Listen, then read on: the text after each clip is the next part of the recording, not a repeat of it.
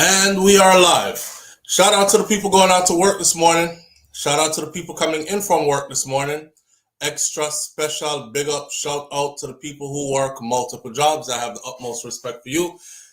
Shout out to my entrepreneurs, my stay-at-home moms and pops, my retirees. Shout out to the drivers. Shout out to the Uber driver, Lyft driver, truck driver, taxi driver, food delivery drivers, round town and long distance truck drivers. Shout out to the crossing guards and the school teachers, law enforcement personnel, medical field personnel, military personnel, payroll attendees, barbers in barbershops, beauticians and hairdressers in beauty salons, nail techs. Shout out to heavy equipment operators. Shout out to whatever it is your job description is. Shout out to you. Strippers on poles, the gal them round a back road, even though back road never blow it. It's good still. Shout out to every single clean-hearted, good-hearted person who wants good for others as much as you want good for yourself. And on days like these, we say, it's the freaking weekend, baby! Clap it up, clap it up, clap it up. I don't feel like I did put my heart and soul into that one day. But we're getting there. We're getting back there. It's Friday. It's the end of the week. Shout out to the people who go to work on the weekends because your Friday is Tuesday and Wednesday, or Thursday and Friday, and then you got to go to work on Saturday or something like that. Some people have their things set up like that, but a lot of us have Monday to Friday, and then you have the weekend. So it's the weekend, and the weekend is here, and we made it through another week. Today is the 21st of November, 2025. I'm happy to be here. I'm thankful to be here. I'm blessed to be here. I was chosen to be here, and I feel good that I was chosen to be here, healthy and strong and feeling good. We have to enjoy days like these, because days won't always be like these.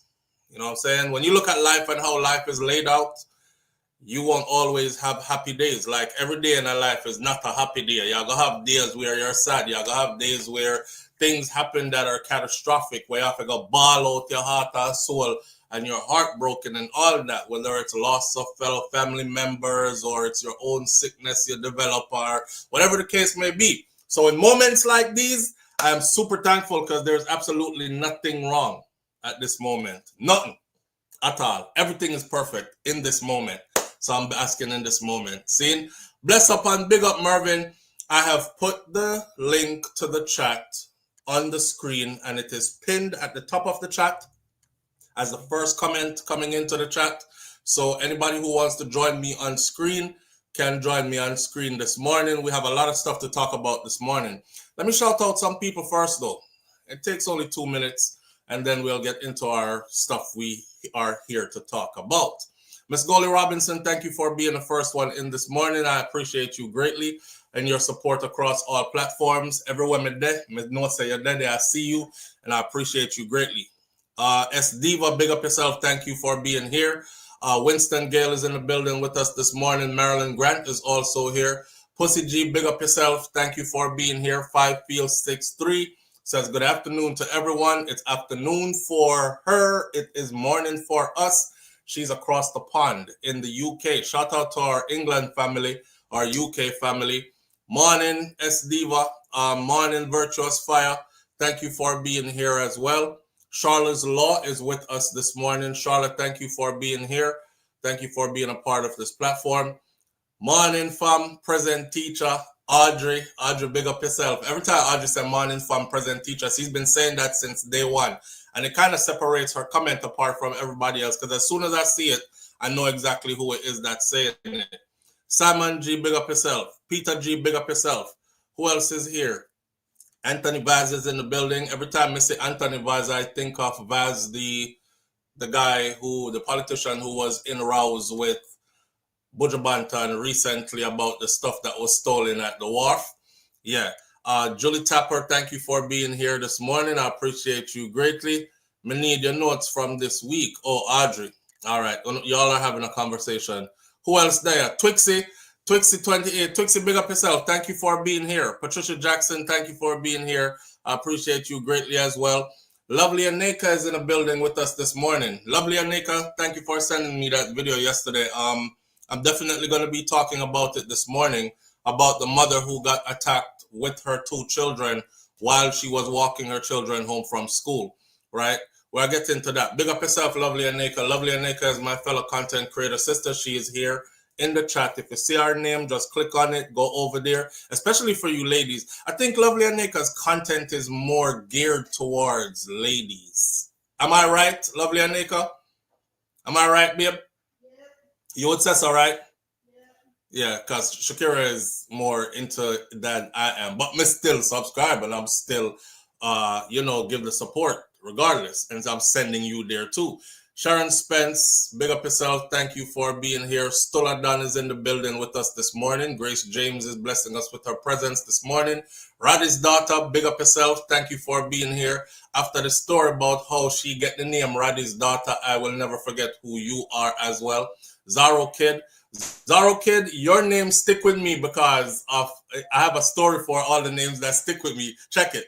Zaro Kid, name sticks with me because Cargo and Francine's son Zaro, right? So anytime I see Zaro Kid, I'm like, Zaro is a kid.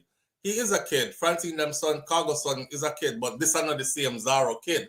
And it also reminds me of Zaro. You know, back in the day when we used to have one channel at Jamaica, someone don't know about that because you're not that old. Right? But we had one TV channel and there was a show that used to come on named Zorro, where the man used to zoop, zoop, zoop and do a big Z with his sword. All right. Taking you down memory lane a little bit.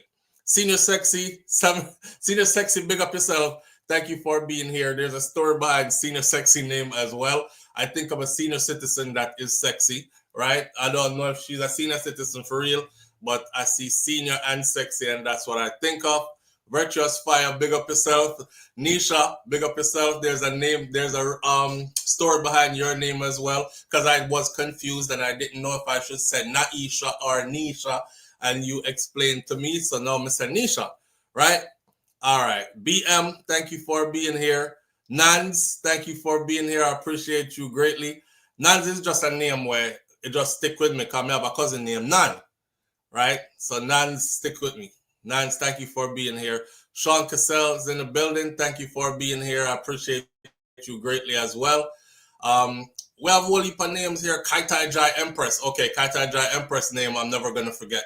I always say she's the person that make me sound like me I speak Cantonese because it is like Kaitai Jai. Kaitai Jai. Kaitai Jai. It's Kaitai Jai Empress. And it's a very unique and peculiar name. But she has a story behind it as well. And her story behind it is her children's name conjoined to make up her name, if I'm not mistaken, right? Let the church say amen. Audrey, big up yourself. All right. Rosalie Fair is in the building with us this morning. Thank you for being here as well. We appreciate you greatly. Well done. That's Sheldon. Sheldon, well done. Sheldon, well done. You just remind me of how we used to do people name when we were there in Jamaica. Shawnee, Pampani, Chikilani, Fripani, Tampani, Dambani. That's how you say Shawnee. Come used to have a brother named Shawnee, and when we walk home from school in Jamaica, we used to make up everybody's name. And y'all never used to do that? I could go on and on this morning. I'm on a high. I'm feeling really good, and I'm thankful to the Most High for life and breath and strength.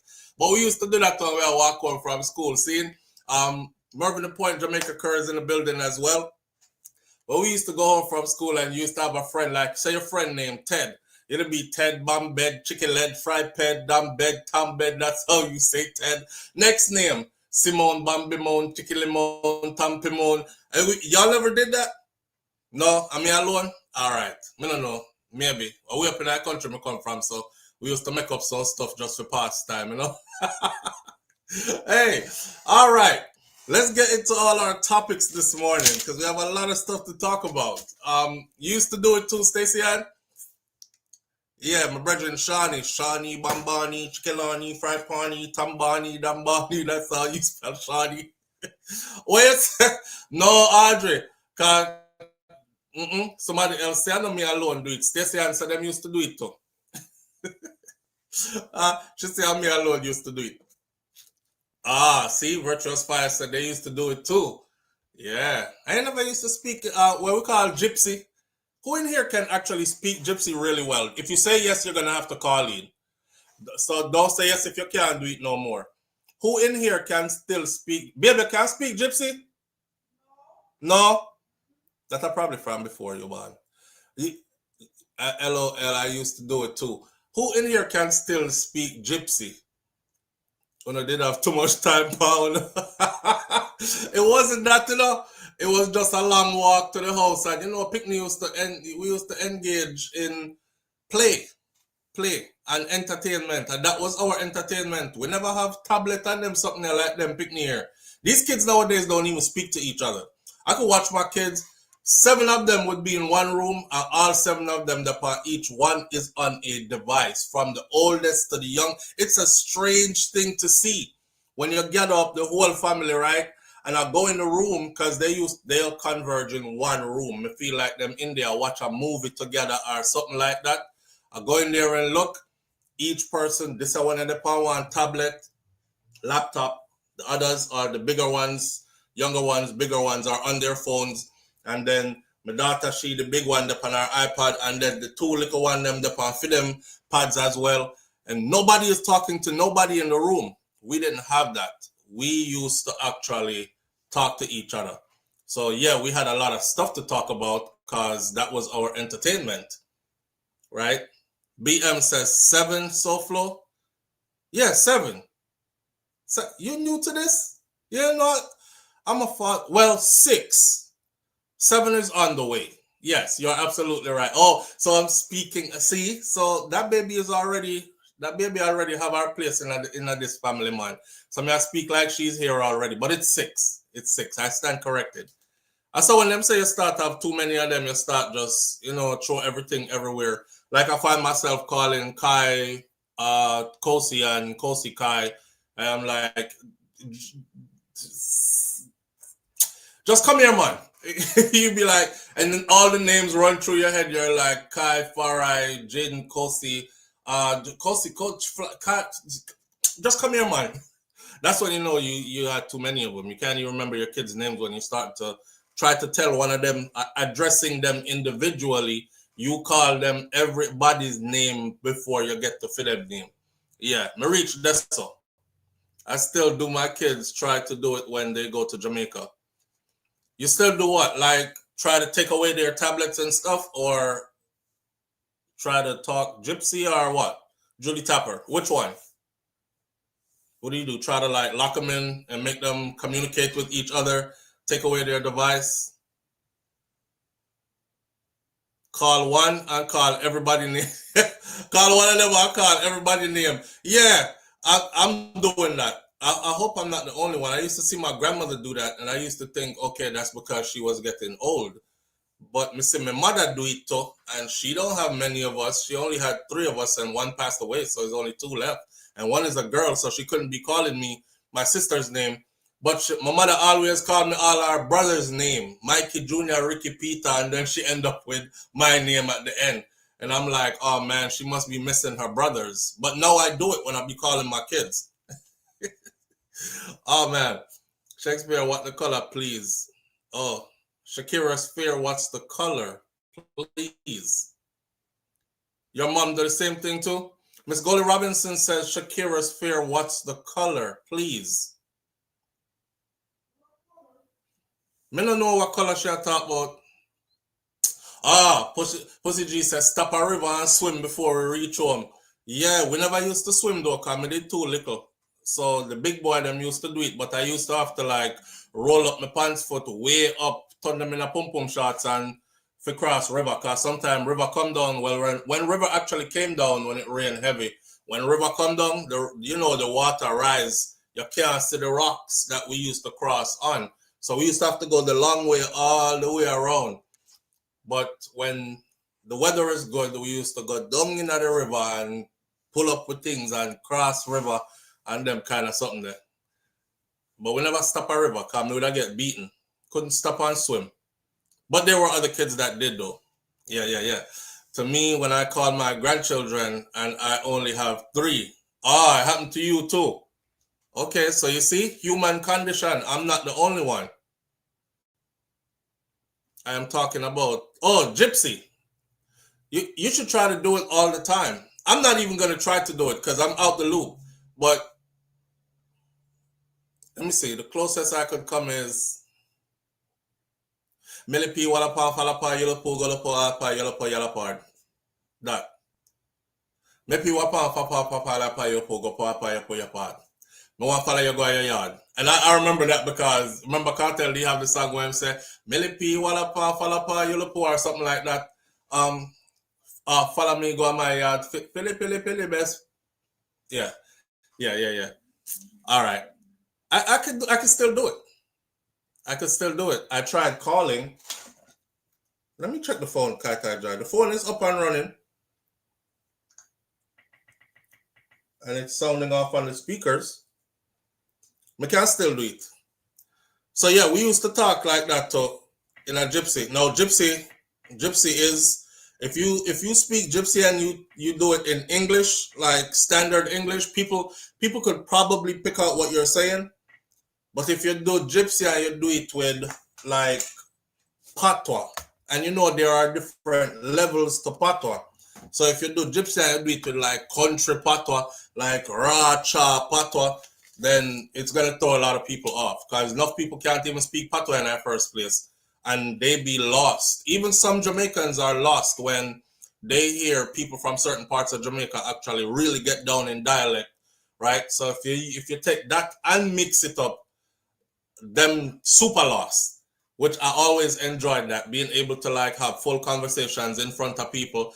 Me and my sister used to do it all the time, have full conversation in front of people. Them don't know what you're talking about, but you're right in front of them talking.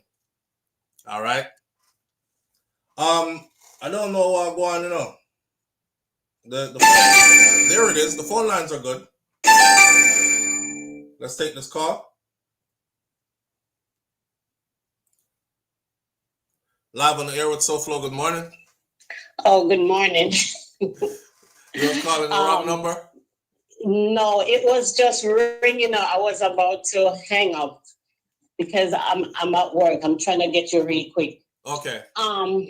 The gypsy, my kids, they listen to the Vibes Cartel, and they wanted to know what he said. Okay. So I was trying to explain, and my daughter, she could do it a little, because they teach her in Jamaica when she go. So I'm trying to try. I'm not. I don't want to do it. You're not sharp with it, or maybe you are, but you're not comfortable because you probably think you're talking to somebody who is not going to understand. Something like that. Yeah. Something like that's going on with me. I'm projecting right now. That's why I didn't want to go into it. I said, let me try a little bit, right? Yeah. I'm about to say I want to go down the road. So like Milipi, Wallapong, Golopo, Dolopong, Dilipi, Rollapod. Yes, I saw. Mipi, Wapang, Gopod, Dopong, Dipi. Yes. Ropod. Yes. You can still do it, one. You can still do it. You still got it. Thank you. I'm going back to work. All right, big up yourself. Yeah. You see, man, there are so many things about our culture that are markers. Cause if me buck you me I say you're chat gypsy and you're like, what? It already automatically tells me either you're from a generation that's way ahead of mine where you just it feels out, or if you're from my generation, then you must know this, or you don't come from Jamaica, right? Cause this is something, especially country picnic. She still do it, man. She have it. Well, Lovely and Nika said sound like Obia live on the air with SouFLo. Good morning. Morning, family. What go on? Milky Walpy Golpy Dolphy get the road. Say it again. Milky Walpy Golpy Dolphy Milky Road. You have it too. Okay. But wait, you're not country picnic too? Of course. All right. So it's a country thing or what? My cousins, they were holding it up. So they could speak 4 different types of gypsies. Yes, and there are different types. And she just spoke 2. She just spoke 2 of them. You just spoke another one. Yes, there are different types of it too. Seeing. Coming up. Yes, so Just remember the next one, we call you back and say, come just start. All right, later. All right, later. The water. Oh, me cut her off. So, sorry, me never mean to cut you off. But yeah, big up to my country people, them. A country and town thing, Pussy G. I don't be around too many town people, so I don't know. But I mean, know it's a country people like my country, but me don't understand it at all. PM says, and that's true too. There are some country people who don't understand it because it wasn't everybody that spoke it. But in our circle, when me I grew up, everybody did speak it though. You gotta learn to speak it. Cause everybody I chat it around you, and you're like, them a chat about me. Me know, say I mean them a chat about you know. Me I try to learn it so me can't see if I mean them a chat about. And that's how I learned it. And my sister them started first, and I was like, I chat them a chat about me. I have to learn what them I say. So I take my time and learn it and learn it and learn it until I started speaking it. I learned a little because that's how my twin sisters communicated with each other. And my parents used to beat them. Yo, your parents must think I obey them did not do some kind of incantation or something. That's that's what she just said. She said it's all like obey when we attack it. I saw. You heard it in Kingston, Pussy G? Where's the Kaitai? My parents felt like my sisters was talking bad about them. Oh, and them never like it. They probably were too. Me pick up and stop on a party, people want to be about give a papa, people no the pepe. Away in your chat say, eh? Come here. Where you say my head must be tough. Me never catch it. DR say her head must be tough. She never catch it. Anyway, there's a lot going on out here today. My mom taught me it, says Nans. My grandparents definitely never teach me that. They didn't want us speaking that. Live on the air with SouFLo, good morning. Good morning. Oh, your phone a break up, so. Oh, God. You're not hearing? Do you have us on speaker or Bluetooth or anything? All right, I take it off. Yeah, because that usually causes the call to break up. I just want to come in on the gypsy story because I like gypsy. I grew up talking gypsy, so I know 3 different types. You're one of them there. I know so 2. I'm going to speak mine. Okay. A power upon to put upon the period pod, and a power upon to the pugala pod and upon the period pod. Halgi walgi gulgi dalgi dilgi rolgi. That's 3. And you see that third one there? That third one there, I never really catch that third one. If I listen clearly, I could get what you're saying. But because I understand the other 2 already, me use them to like catch the third one. That third one always confused me. And it was the older kids that used to speak that third one. I talk about the 17, 18, 19-year-old them used to speak that third one there. Yeah, it's usually be fun growing up speaking gypsy anyway. Yes. Yeah.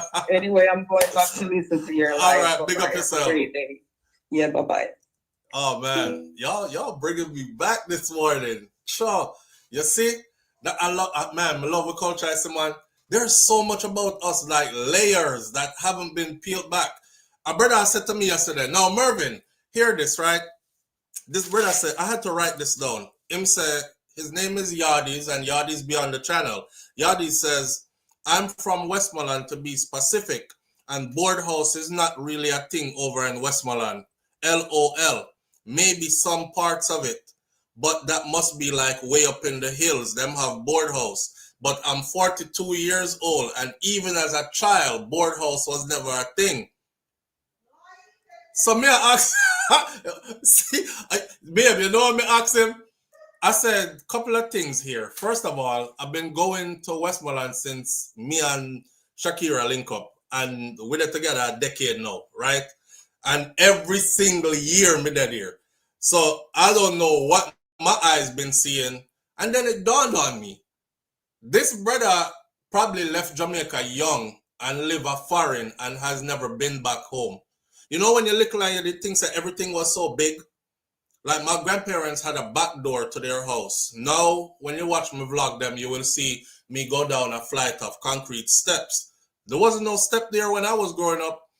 My father used to come visit because my grandparents there raised where my father was a soldier, so he did their upper camp. But when my father come visit, he used to like have we chase him around the house and stuff. So we run up and down, and that was always the way that he would open that door and jump out at time. He used to think, say, my father can fly, and my father a Superman. Because that's how I remembered it.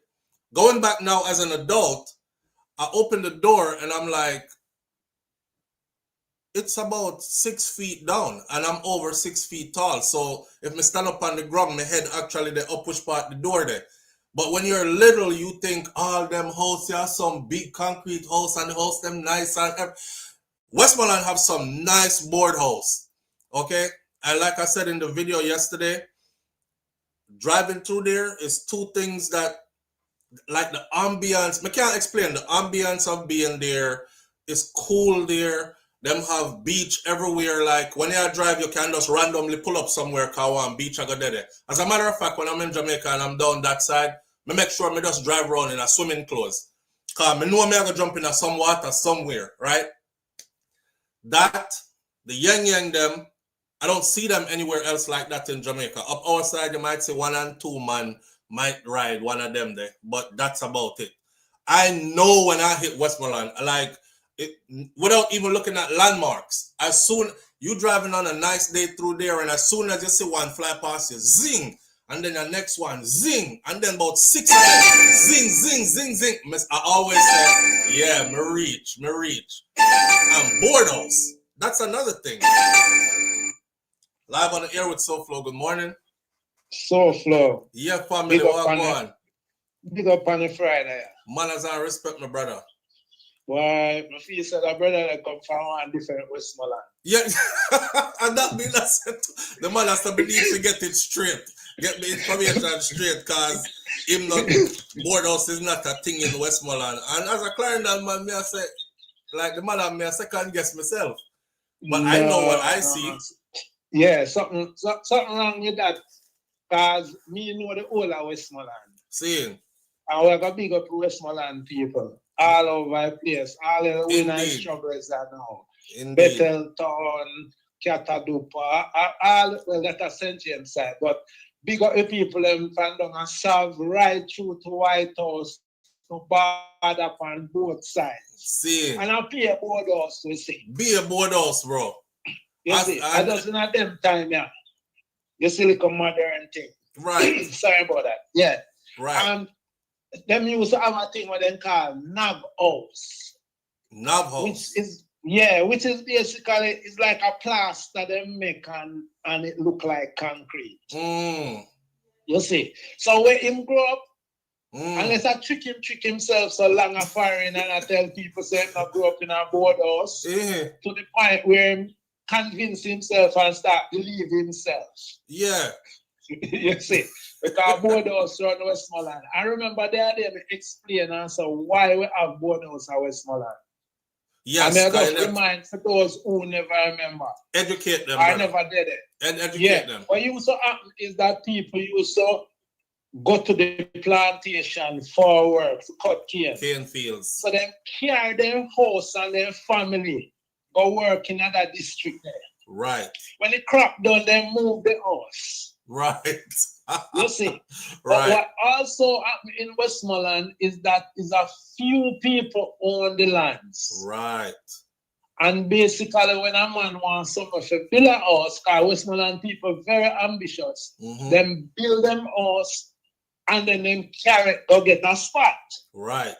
And if you're going to Westmoreland on a Sunday, so even now, you will see donkey cart, or what they call farmer, which is tractor, a carry house, and people are ease up wire, the light wire, to make the house pass and light. And so people move. So when you move to Westmoreland, you know, but I have house opening because the same house, it does put on a 4 stone. Seeing. Yeah, just some nostalgia for the people. Facts. That's blessings, a my brother. Manners and respect, my brother. Cool. Yeah, as soon as he said that, that's the first person I thought about. I was like, I can't wait to talk this part live because I know Mervin is going to straighten this out for me. Plus, we have Shakira already here. Lovely Anika says she was there last year. and she saw a lot of concrete homes. Now, don't get it twisted. Westmoreland have some nice concrete homes too, and you can tell that some of them have been there for quite a while. We're not saying that them don't have no concrete house, because I think that's what this brother misconstrued what I meant by I think that's what he probably was saying. Like I'm saying, them don't have no concrete house out west. Them have whole heap of concrete house out west. Them have some beautiful concrete houses there as well. But the amount of board house when me see a Westmoreland, I don't see it anywhere else in Jamaica, at any other place that I've been in Jamaica. Westmoreland run board house. Yeah? And it's the first place that I went and I saw so much board house. Let me tell you the truth, right? You see, up in Clarendon, you see one time we were growing up. No, my grandparents, I was told that the house that they have now, that is there now on the land, that started out as a board house. And it started out as a one-room board house. And then my grandfather ended up building, as he came into money or whatever, and ended up build out concrete house, and which is how most people build in Jamaica anyways, you know. That's why you see a house look like it's always never finished. A lot of houses, because we're always adding on more and expanding more, and you know, generation pass it down to the next generation, and you put on the next piece, and then you put on gate now, and you build up this now, and so that it's like always a work in progress. But the people up that side in Clarendon, they don't really fancy board houses. They don't really fancy board house. So concrete house is a thing. Even if you have a one-room, little tiny house, them try and make it a concrete house. So in Clarendon, we have the big concrete houses, and then we have the little tiny houses that are concrete houses as well. To be honest with you, I think they look down upon board houses. But I never see board house so nice until I met Shakira and started going to Westmoreland. Because my idea of a board house would be a shack. Like when my grandfather go a bush, right? Because he's a farmer. And him have land over here, so land over there, so land over there. So him used to build these shacks on each piece of land. So if him out there at work and rain start falling, whatever, him go in there, go cool out. And that's how that is where when the man them come plow the land for him and stuff, they would like the cook out during the day, cook them food out a ground at daytime and stuff. So them have that little place there where them can go kick back in the sun hot for a good hour, relax, eat some food, and then go back to work again. So my idea of board house was that. When I went to Westmoreland now and I saw nice ass board houses, I started telling her, I was like, yo, I hung upon TV, me did see them here before. Remember, I left Jamaica young enough, so I'm watching YouTube and watching eco-friendly construction of houses and people using different materials to make houses. And I'm thinking, wow, I want one of them here. I want one of these, because I don't know if you ever been in a board house like when it's a rain. If it's raining outside and a zinc on the top and board house, is like one of the most soothing feelings ever. I mean, I sleep like a baby, okay? And you can smell like the dirt from outside, that earthy smell or whatever is smoking outside, because it creep through the crease them in the wood and everything, right? And then the breeze, the rain beating upon the rooftop when a zinc top. Man, that sleep is like therapy. I can't explain it if you never experienced it. So I started saying, I want a board house. I want one like this here. Not after Melissa though. After Melissa come through now, and Melissa turn over like most of the board houses. I think most of the houses in Westmoreland that are super damaged, those houses were board or partially board constructed. So that made me know now, say, boy, I mean, I think them can stand up to a category 5 if it hit directly which part. There are board houses that are still standing in Westmoreland, but them never get the full hit of that hurricane. Those who were in it directly in its path, I saw a part in a Westmoreland where a Petersfield, but it looked like majority of the houses there were board houses, and them get hit directly. If you ever open a box of matches and just dash them down so you see them just like scatter everywhere, that's how it look over there. I mean, it looked like a bomb dropped over there and everything just mash up. So me don't know if me want no board house again like that. But man, to be in a board house and rain a fall and a zinc on the roof and you can smell, you know when the rain hit the dirt and it give off this smell, this earthy smell. That and then the sound of the zinc a pita pata on the roof. I can't explain that to you, man. You know, if you go to Jamaica, to experience that. And big up to the people them who live in a board house, because you're not missing out on nothing. When you live good life, board house, concrete house, it don't make nobody better than nobody. I know that now. You know how they try to grow you like people who live in a board house and nobody them there and them not reach nowhere yet and all these other things. Let me tell you something. Board house, concrete house, the whole of we are the same and the whole of we are going to the same place. Because them park you in a one grave when you're done with this life here or you get cremated, right? In the meantime, though, it is how much joy your house can bring. Because there's a lot of people with big, nice, expensive looking house and their house is sad as hell and miserable as ever. And you're going to one of them board house there and it's the most joyous thing you ever experience in your life, that's how it is for me. Live on the air with SouFLo. Good morning. Hey, morning again. You see the board house that side, South, West, Midfield, they are absolutely beautiful. Architectural design. Yes, and then the colors, the different colors on the hillside. Oh, May I tell you, have some varnish. Like, when they spray furniture, they have variety of different colors. So when they talk about pretty, I couldn't stop just the same thing going up here. Look on the one day. They know over the country or something. Garbage. You need to look in Jamaica to see beauty in board houses. Yes. Because I always said I wanted one. And what I see some of the people doing, they build a first layer, like with blocks. So like the downstairs floor would have been blocked. And then the rest side up top is all board houses in some of them. Look here, man. You know what I also notice about the board house them in Westmoreland?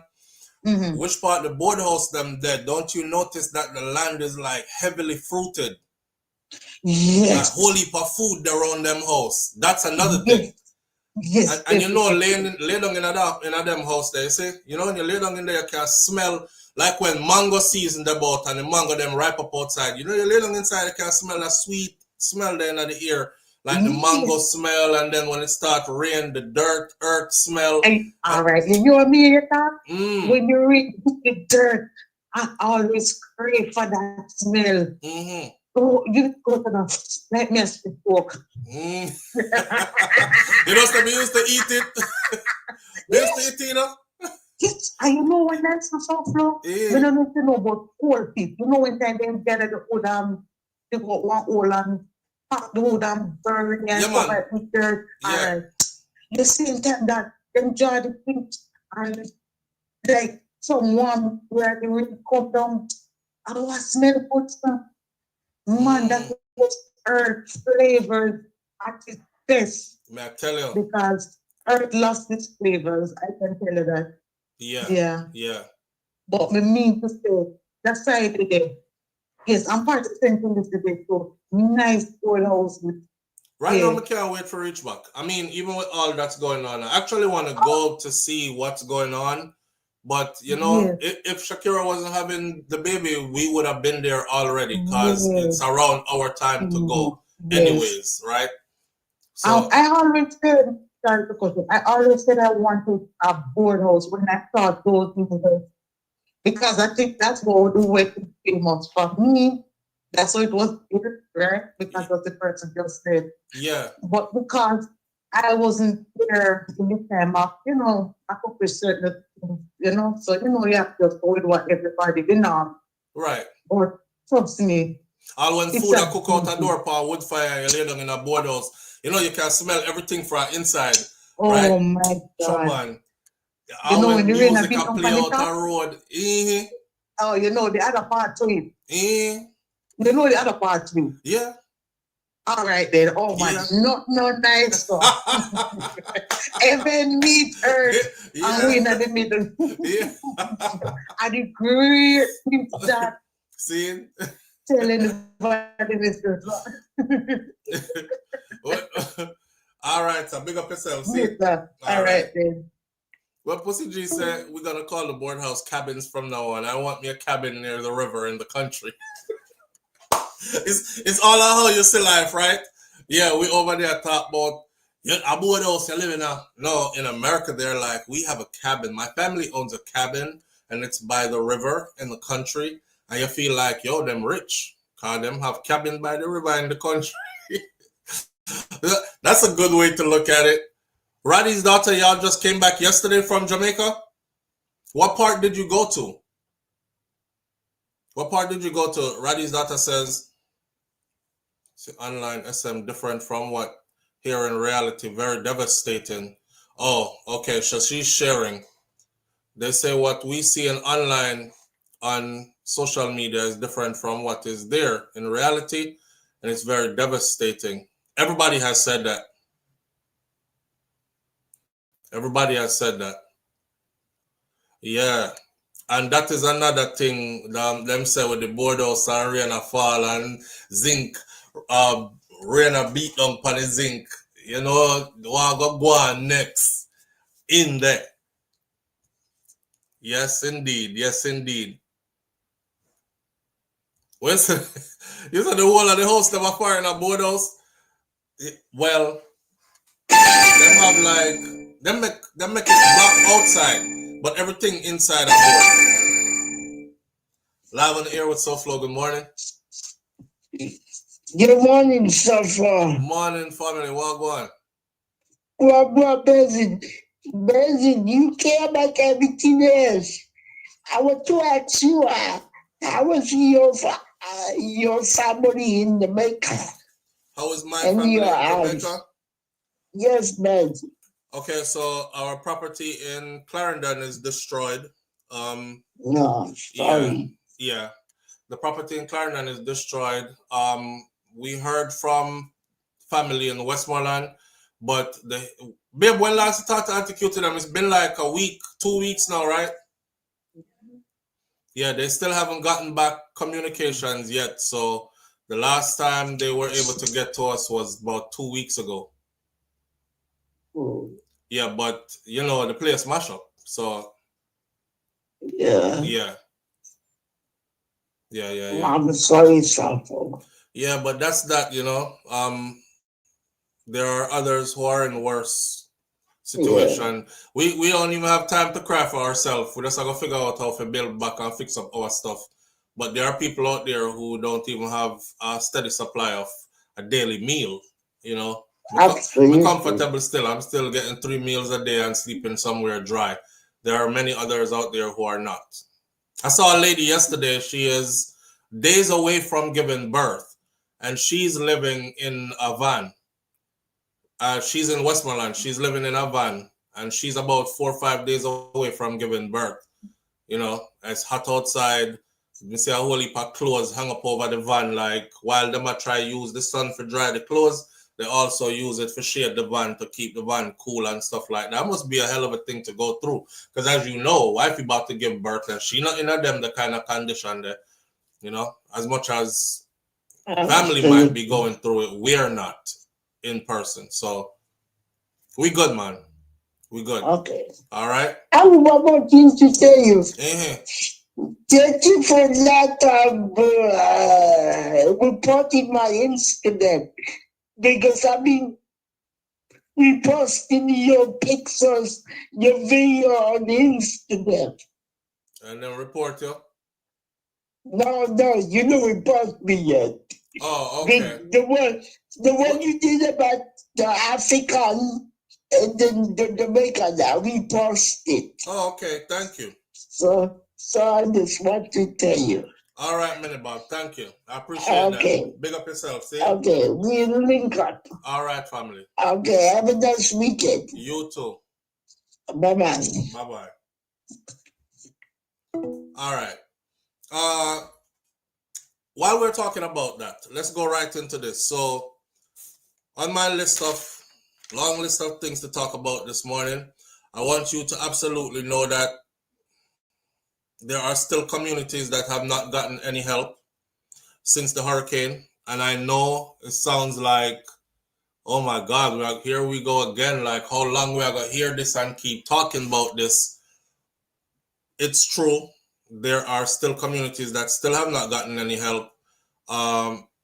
And yes, our Prime Minister is still holding on to the bulk of the aid that came into the country, as well as he tries to figure out his voucher program or a proper way to distribute. And this is a month now after the hurricane has hit. That's update. Just like how I would update you and say in the Jaden Smith story, Jaden is still missing. There's still no word, no sighting of the youth, nothing, right? Well, in the hurricane, the Prime Minister is still holding on to the bulk of the stuff.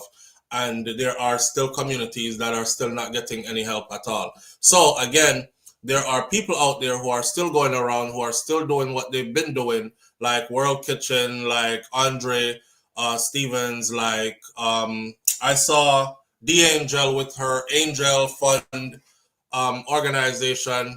The lady that I played in the video the other day where she was bawling out for help, D'Angel actually went and found her. Because I know there were a lot of people here that was like, oh God, man, can you get some information for us so we can see how we can be a part of helping her, whatever. D'Angel found her, right? So the people are still largely dependent upon charity and who is willing to give and who is willing to come through and help them. And that's what's keeping a lot of people afloat. A lot of people afloat. I've also realized that there are a lot of people who want me to stop talking about this, which is kind of crazy. But I'm realizing that the people who want me to stop talking about it are not people who are affected, you know, which I've said before, you're wicked. Because if you see somebody trying to get help or be a voice for those who have no voice, why would you even want to be in the way of that? Them turn it in a political thing. So I'm going to say again, because there were a lot of political stuff left on my video that I put up yesterday. So let me make it clear one more time. I am not politically driven. I don't care about PNP or JLP. Yes, I did say during the election that I would have voted for the People's National Party because I just did not like certain things that Andrew Holness had demonstrated over his 10 years that he was in power. And I wanted to see something different. Particularly, I was of great concern to me was stuff like, cockpit country and cockpit country being kept safe. Understanding what cockpit country is to Jamaica. That among a bunch of other things that I listed. So I never just come out and say, JLP till me dead, PNP till me dead. I always stand on a list of things that I can happily give you, right? Some people, when you ask them why you vote for a party of them, me don't know. My family vote for them. So it's not that for me. The election is gone. Me gone too.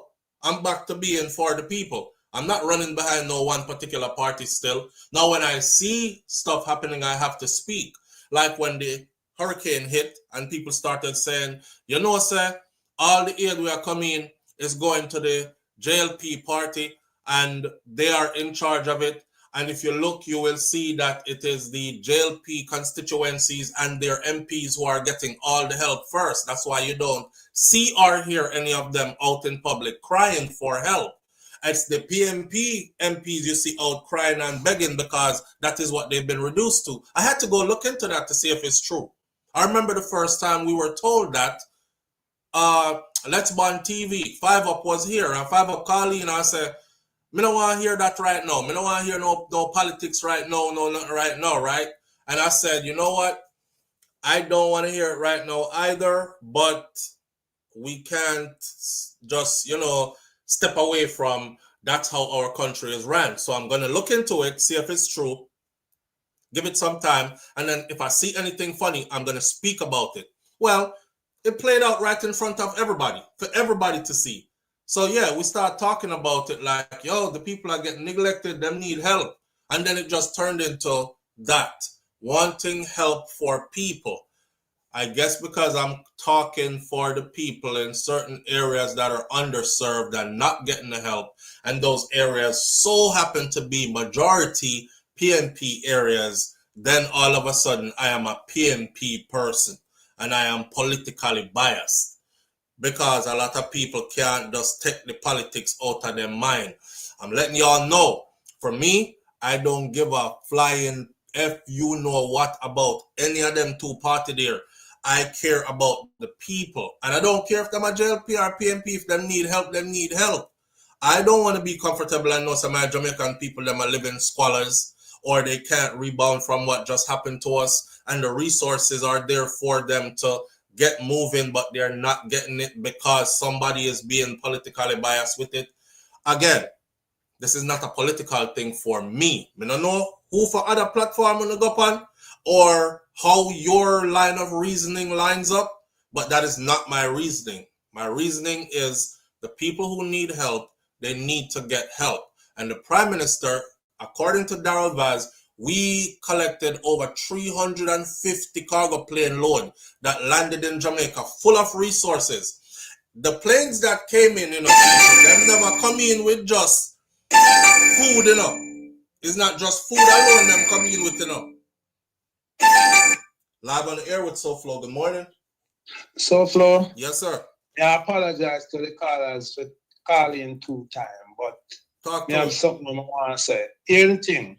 I'm concerned about the politicians that will have foundation. I talk active politicians who have foundation. Okay, whoa. Hold on, before you go any further, because I don't want me forget this. I'm not gonna hold my mouth and talk. I noticed that 3-4 weeks into the hurricane, all of a sudden, Mr. the Prime Minister wife out there, and them says she have a foundation too. And I that red flag raised all over the place for me. You know what I'm saying? Now, whoever want take it like that, take it like that. But I mean, how many things can she be doing? You have to be a part of everything. Like you're Speaker of the House, you are a Member of Parliament, you are leader of a certain constituency, a MP, you are the wife of the Prime Minister. Now you have a foundation where I go collect money for distribute to help people in this. When your husband is in charge of all the aid that came into the country, and I sit down on it, but you establish foundation figure, me not get it, and I'm calling foul play unless somebody can show me different. Same to my brother. That's our concern, bro. All right. On a lighter note, 2 things. We're gonna beg the people who are putting the name for storms. You see? No put no Jamaican name, because Gilbert, Charlie, I know Melissa. They need for you some Roberto. Put in the name where they want to stand figure. So we just lighten up the Friday. Yeah. Send it to somewhere else. Yeah, and finally, out of this hurricane, and we know that Jamaica is a Netflix place. Me decide say me want at the judgment of one politician. When they go at the pearly gates, you want that? Sure. We don't want that the pearly gates. We want to watch it. Yeah. As a show. Yeah. Because it look like say when a politician or a couple of the politicians them are gonna look and say to St. Peter say, boy, St. Peter, me left a piece of food for you down at Jamaica, in a 2 bus, and that's on stove and some barrel. You see it. So, and that's how we want to left it, but we want the politicians them focus on what them to do, give the people them things, and don't look on the cloud where them are going to get off it. Absolutely, bro. All right, my brother. All right, manners. Yeah, I found that super suspicious. I just forgot to talk about it, and then I saw, and then of course Mervin just said something, so I just remember it back. Live on the air with SouFLo. Good morning. Yeah. Okay, that was probably Mervin calling back or something. Listen, I don't want to talk bad about the First Lady or anything, but And of course, they could always come out and say, here is our paperwork of when Gillette's foundation was established. I don't know what the boy I talk about on YouTube, that SouFLoTV guy, because that's how them discredit you, right? The paperwork, look right here, it says it was established in 2017. So that's how long we've been around doing charitable works. All me I say is, you can sit this one out with the foundation. We have a whole heap of foundation on the ground already, and you and your husband are in charge of. I told you, rub leg and go sleep together in the same bed at night time. Well, I'm thinking that's how you do. Not letting go of the aid that is coming into the country already. So I don't see why you should have a foundation out there. Because what foundations do is they collect money. Them collect money from the people them. So let me ask you something.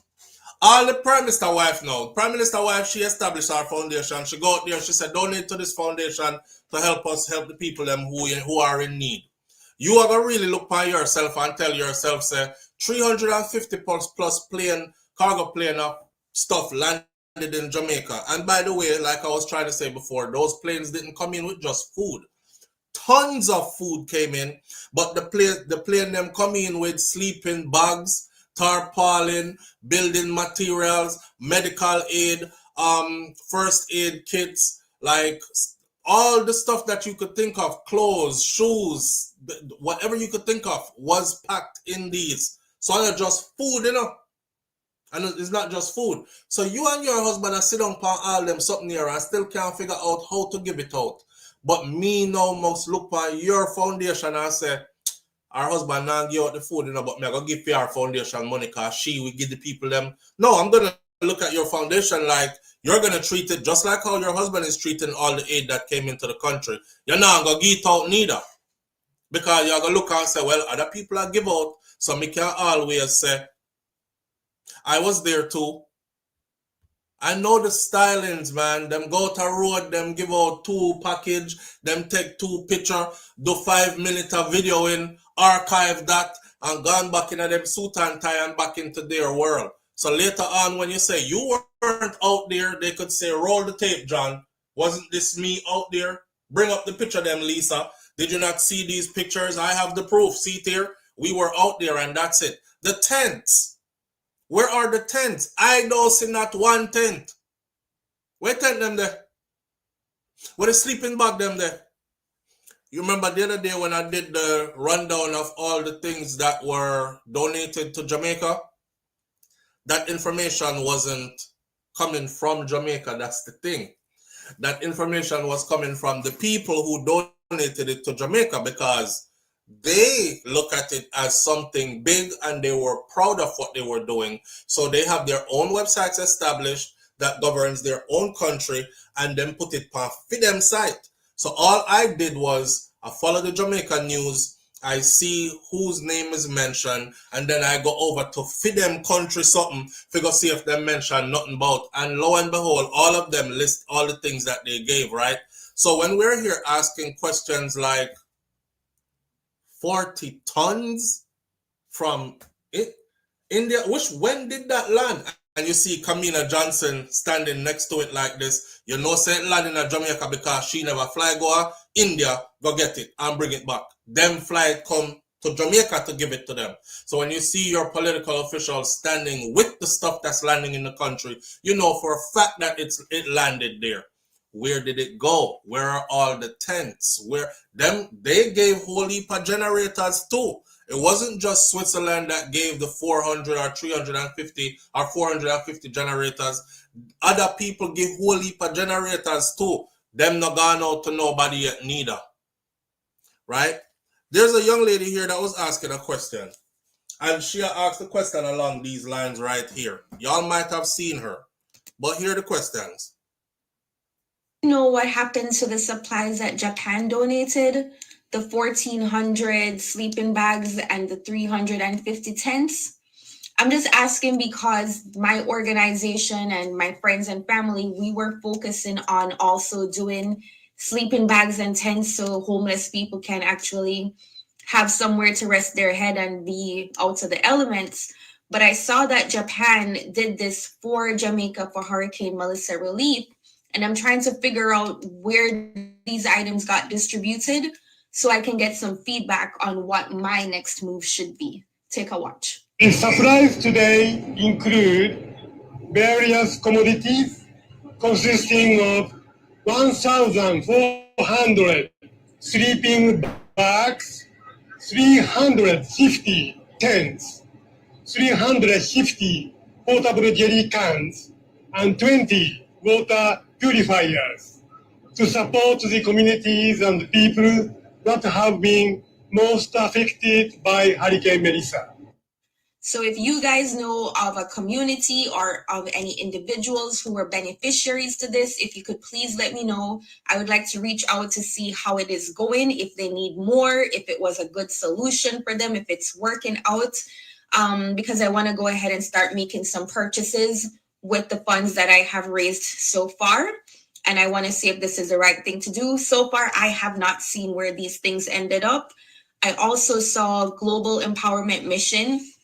They partnered with Royal Caribbean to bring in ships through the Falmouth port. And one of the first shipments that came had a lot of mattresses on it, but I don't know where the mattresses got distributed to. So I don't want to duplicate, like if they already picked a shelter, pick a certain community, I want to pick somewhere else. And also I want to see if that is the best thing for me to do, or if I should work on doing the sandals approach and just doing some real nice care package, like really nice with like solar powered fan and the mini generators and things like that, and like the tiny Starlink and them kind of stuff. So I'm trying to see which is a better option. So if y'all know what happened to those aid items, please let me know so I can dig a little bit deeper. And if you want to help my cause, it's not really a link, but you can look at my profile and you will see it, or you can just comment info and I will be happy to send it to you as well. All right, guys, one love. Do any of you know what happened to the supplies that Japan donated? So, it's not me alone asking. I want to tell the young sister, say, nobody never get them in assist. Yeah. Your prime minister said he's sitting down on them and tell him figure out a strategic way to have them distributed. So more than likely, anything you and your organization and the money that you all have gathered, purchase and send, it's probably going to be sat on as well, unless you're sending it to somebody like the Angel with Angels Foundation, or you're sending it to Andre Stevens, who I ask people to donate to, come. I see Andre on the ground. See what I'm doing. I see the Angel them on the ground too, you know. But we start with one, and I don't want no confusion. You know what I'm saying? I don't want no confusion. If you feel free, if you want to leverage your giving, like, you know, honestly, if each one of we give $5 a week, is a whole heap of money that, because right now we have over 1,000 people in here. And if 1,000 people of us give $5, that's 5,000 US dollars.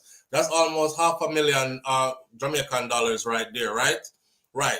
So that's what I'm saying. And you can leverage who you give to. Maybe you give a 5 to Andre today, and a week later you give a 5 to the Angel. I'm just saying, right? You don't have to just be rigid and just go one way. But if you choose to just go through one because you feel like there will be a greater impact, then there's nothing wrong with that as well. Back to the young sister though, who's asking these questions. Only the sister them a question when me asked from long time ago. Me asked them a question from weeks ago. From when all the plane them started flying into the country, and I saw all those things coming off of those things, I said, where is all this going? Because I don't see anybody outside getting any of it. And the people them that want to beat me and I talk about, the people them are get this, what you expect my prime minister to do? Check the packages, the relief packages, when Jamaican people open them. Them open it and show you, you know, them, because everything they're on video nowadays, so them open the little scandal bag and them give them. And them say, looking at this them give it. Me not complain, you know, because I'm glad for you little food and something, and them open it and look. I'm telling you, I'm a person that's super analytical. I'm super Virgo. So me not just look in there and say, yeah man, them put rice and flour and sugar and everything in there. Me look and say, what the hell is So how come Missy Beer, tin mackerel, and the bully beef them and the like a beer Lasco something and something like everything that we get off our shelves are in those bags. So we're if aid in food form came from China, if aid in food form came from Switzerland, if aid in food form came from India, we supposed to see in the bag them some Chinese writing, some Indian writing, some you see what I'm saying? And we're not seeing none of that. The man said how much the amount a tent and them alone get tent. The Indian 40 ton or something we came in said there were lots of tents and generators in theirs as well. I don't see nobody out with no tent. I see the people them get tarpaulin and put it over them house top, and I see people like Andre them a handout. The other day I see Andre hand out about 100 or something tarpaulin. He didn't get those from the Prime Minister or from their sources. So yeah, we don't know where it's going, and he's still moving slow. People be acting like we're trying to bring down the Prime Minister. No, we are trying to bring him up. We're trying to bring him up, because if he actually does what it is he's supposed to do with the stuff, he will be elevating himself. More of the country will be praising him when this is all said and done, because he was there for them in a way that he was supposed to be there for them. You think people now, you know what? Not even me now gonna say that. I was gonna say, you think people now gonna remember, say, you sit down on all of the aid in a time when they were bawling out for help and people hungry, but I forgot. Jamaicans, a lot of us seem to suffer from. I want something in name when people abuse you and you love them up same way. Somebody help me with that. You when you are in love with your abuser. What them call it again? It's a kind of syndrome. I think Jamaicans suffer from that, right? And short memory span as well. So yeah, Stockholm syndrome. Thank you, Nisha. Stockholm syndrome. That we think we suffer from that, cause nobody loves our abuser like us, boy, and that combined with a short memory span is, you know, say Andrew can hold on for all this stuff, right, for a long time. And then when him finally give it out way down the road, you know, when the people them get it, everything them go through, they forget. They instantly forget and start praising. Nobody is gonna look and say, look how long you sit down upon them something here. This wasn't right. Why you did that do sit down so long? You know how long we're hungry? You know how long we need this? You know how long we need that? And you had all this stockpile? They'll forget. And that's another thing to our detriment, because a lot of the politicians, them know say that's exactly how the people are. So them just take advantage of them. Live on the air with SouFLo. Good morning. Hello. SouFLo. Yes, morning. family. Good morning. How you doing? I'm good. You good? I'm good, man. I can't complain at all. Talk to me now. Let me tell you, I continue to talk about this here, because it's these people, because they're not in these people's situation, they're always going to say the Prime Minister is doing his best. Because they're not in these people's shoes. Because they're not in the people's shoes. Yes. And that's what I'm noticing. The people who are saying that they're not in his shoes. The worst of that, though, some of them are foreign them there. You're not even in Jamaica on the ground to be anywhere close to what happened, but you're still like, he's doing his best. Leave him alone.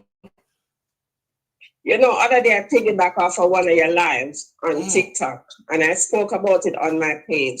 And the people that name me up in the comments or views and likes me, I look. How am I looking views and likes when these people are suffering? Exactly. These people are suffering now. What, almost 1 month now we are going now? It's a month and now. You cannot pitch tents? Right. You can't take the people them out of the night air and all of these things. And these are the people who are coming out who's talking what they have been going through. They haven't seen anyone. I know we are making up this story them. It's not we making it up. Up to yesterday, there was a whole community that Chief Curridem just went up to. They haven't seen anyone since the hurricane. This is not stuff that we're making up. People are on the ground, they're videoing and they're posting.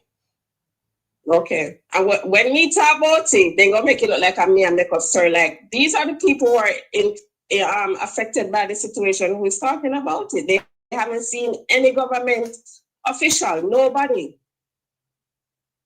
Boy, you know, that's the sad part about some of our people, man. It's like if it's not happening to them directly, then they can disassociate themselves so easily. You know? Me can disassociate Make sure you are donate. Don't watch what I'm doing. I don't need to post what I'm doing. Make sure you are playing your part because these are your people too. Right. Right.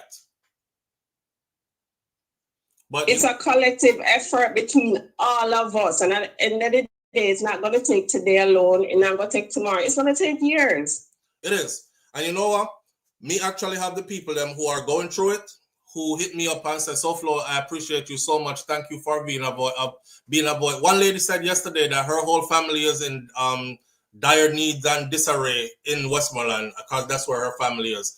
And she was like, thank you so much for being a voice for the people who have no voice, because my family is going through it. And up till now, in their section, them not get no help.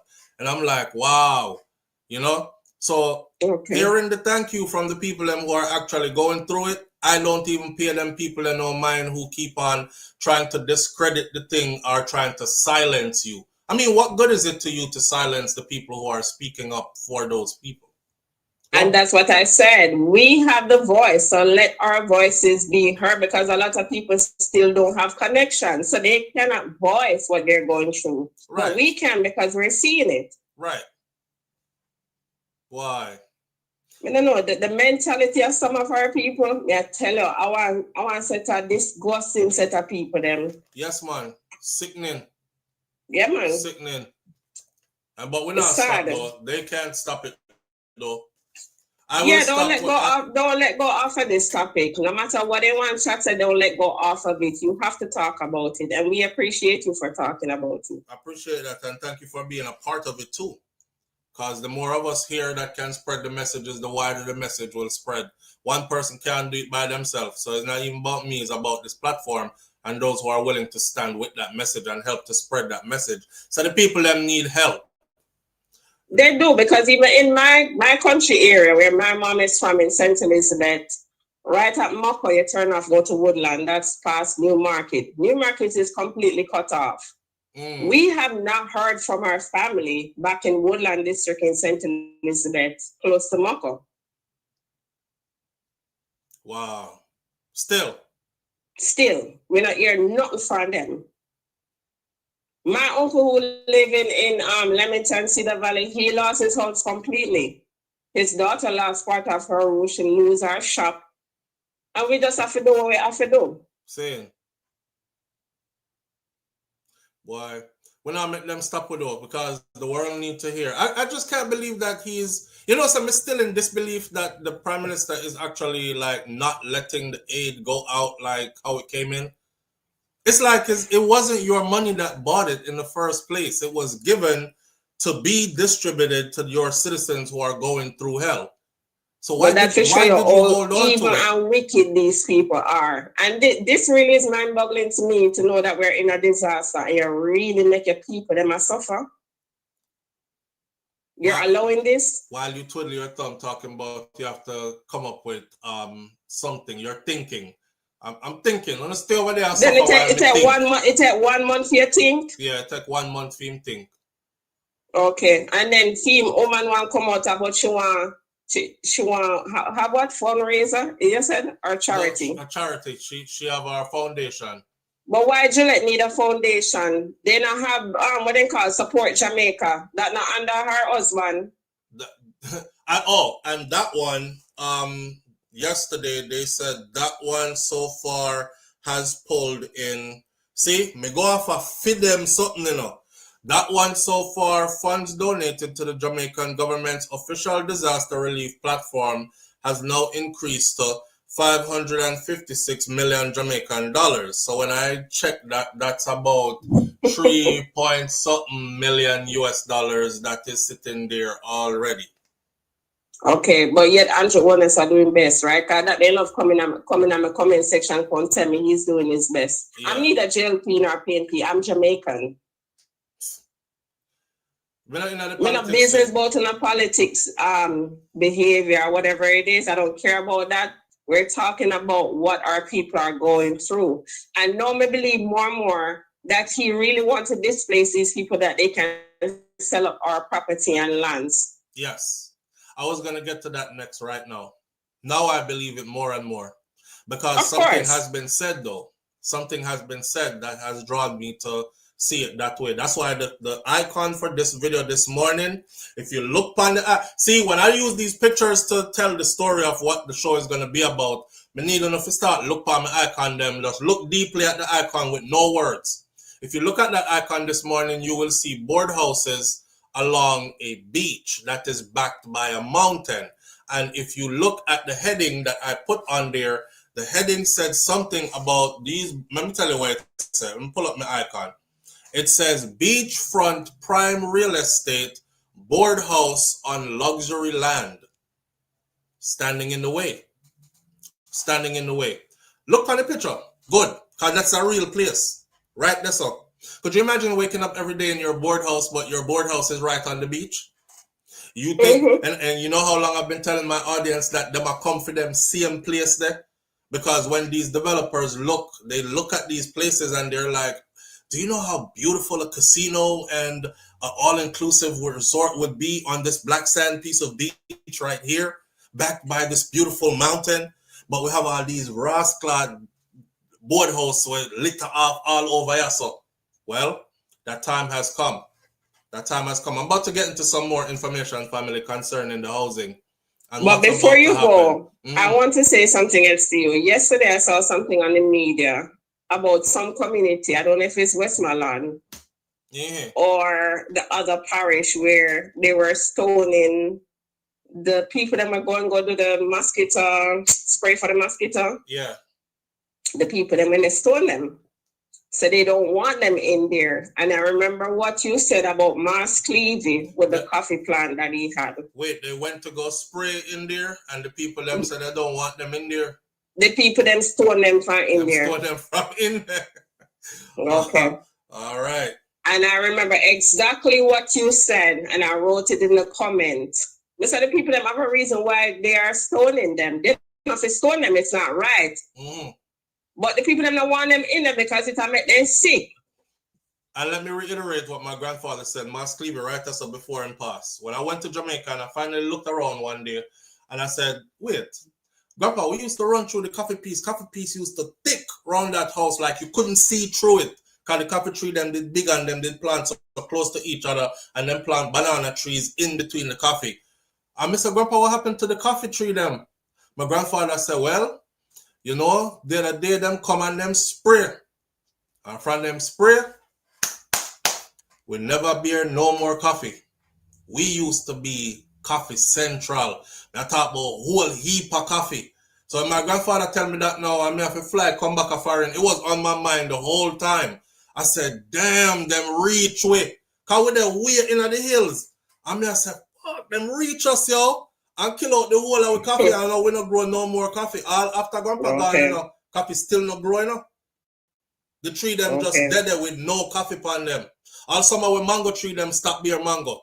The tree them just grow. And that's what I wrote in the comment. Same thing when you tell me is the same thing I wrote in that comment on that page. Listen, this ain't no politics thing for us, man. This is me really seeing that.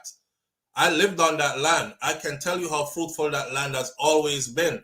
So to go there and see no coffee and the coffee tree them just look weak out. And my grandfather said this after them spray, they never bear coffee again.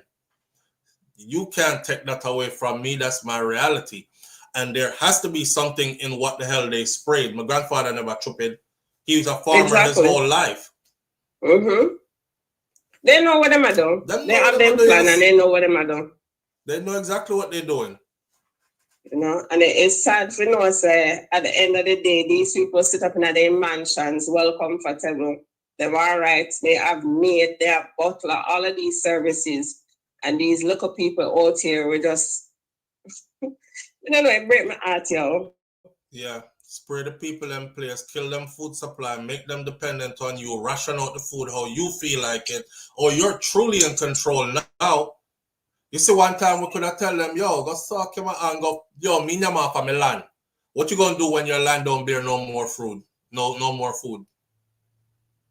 What are you gonna do when your land does not bear any more food? You don't have no more talk. But not even that, I get to understand, so the seed, them, what them issue out now is GMO seed. Can you imagine what is going to happen to Jamaica now? We're going to get everything that everybody else have that have those. Okay, garbage. And I mean the same everything. Food we run from, the same food we run from over here, it's going to end up at Jamaica. Because every time we go here, know that we brag about. Not true. The food. I know that. Yo, I swear, man. It's depressing. It's depressing. But bless up yourself. Manners and respect, family. Continue the good work. All right, thank you. You too. Yeah, man. Live on the air with SouFLo. Good morning. I want to talk to you. Clear up your phone for me, please, first. If you have us on speaker or Bluetooth, okay. I want to talk to you off the phone, man. I've been trying to reach you, man. You've been trying to reach me off the phone? Yeah. But I just want to say something about squash, man. I just want to talk to something about squash. Okay. I tell me if you're going to tell me if it makes sense. Okay. Is my number pop up on your phone? Yes, I just okay. All right, let me lock this number in. How are you? And I'm going to say something to you, man. All right. My brethren. All right, you can call me back a little later, all right? Just time the live up. After the live done, I will reach out, like I'll answer as soon as you call. All right. All right, brother. Yeah, you can purchase organic seeds, don't purchase. Listen, we can actually use the other parishes and get sucklings from the other parish them and continue with our own thing. But our government is already signed to this deal that importation must happen. So importation is going to happen, right? And once that get mixed in with everything else, I'm gonna tell you one of the stuff for them use on us. I remember one year I went to Jamaica, Grandpa again, Mr. Grandpa, how come I don't see nobody with them cow and them something there? Because whole heap of people when me come from used to have them cow and them cow tie out in a field and stuff. And Grandpa said, boy, nobody now buy beef from we again, you know. So not even the butcher them not have no more work around here. So all the man them when they cow, me say a man Lego him cow them and just make them run down the road. And anybody who want them can take them.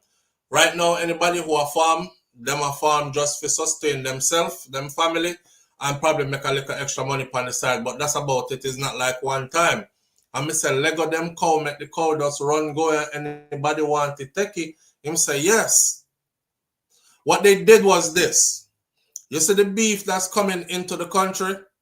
I come from a farming district. Me grew up under farming, okay?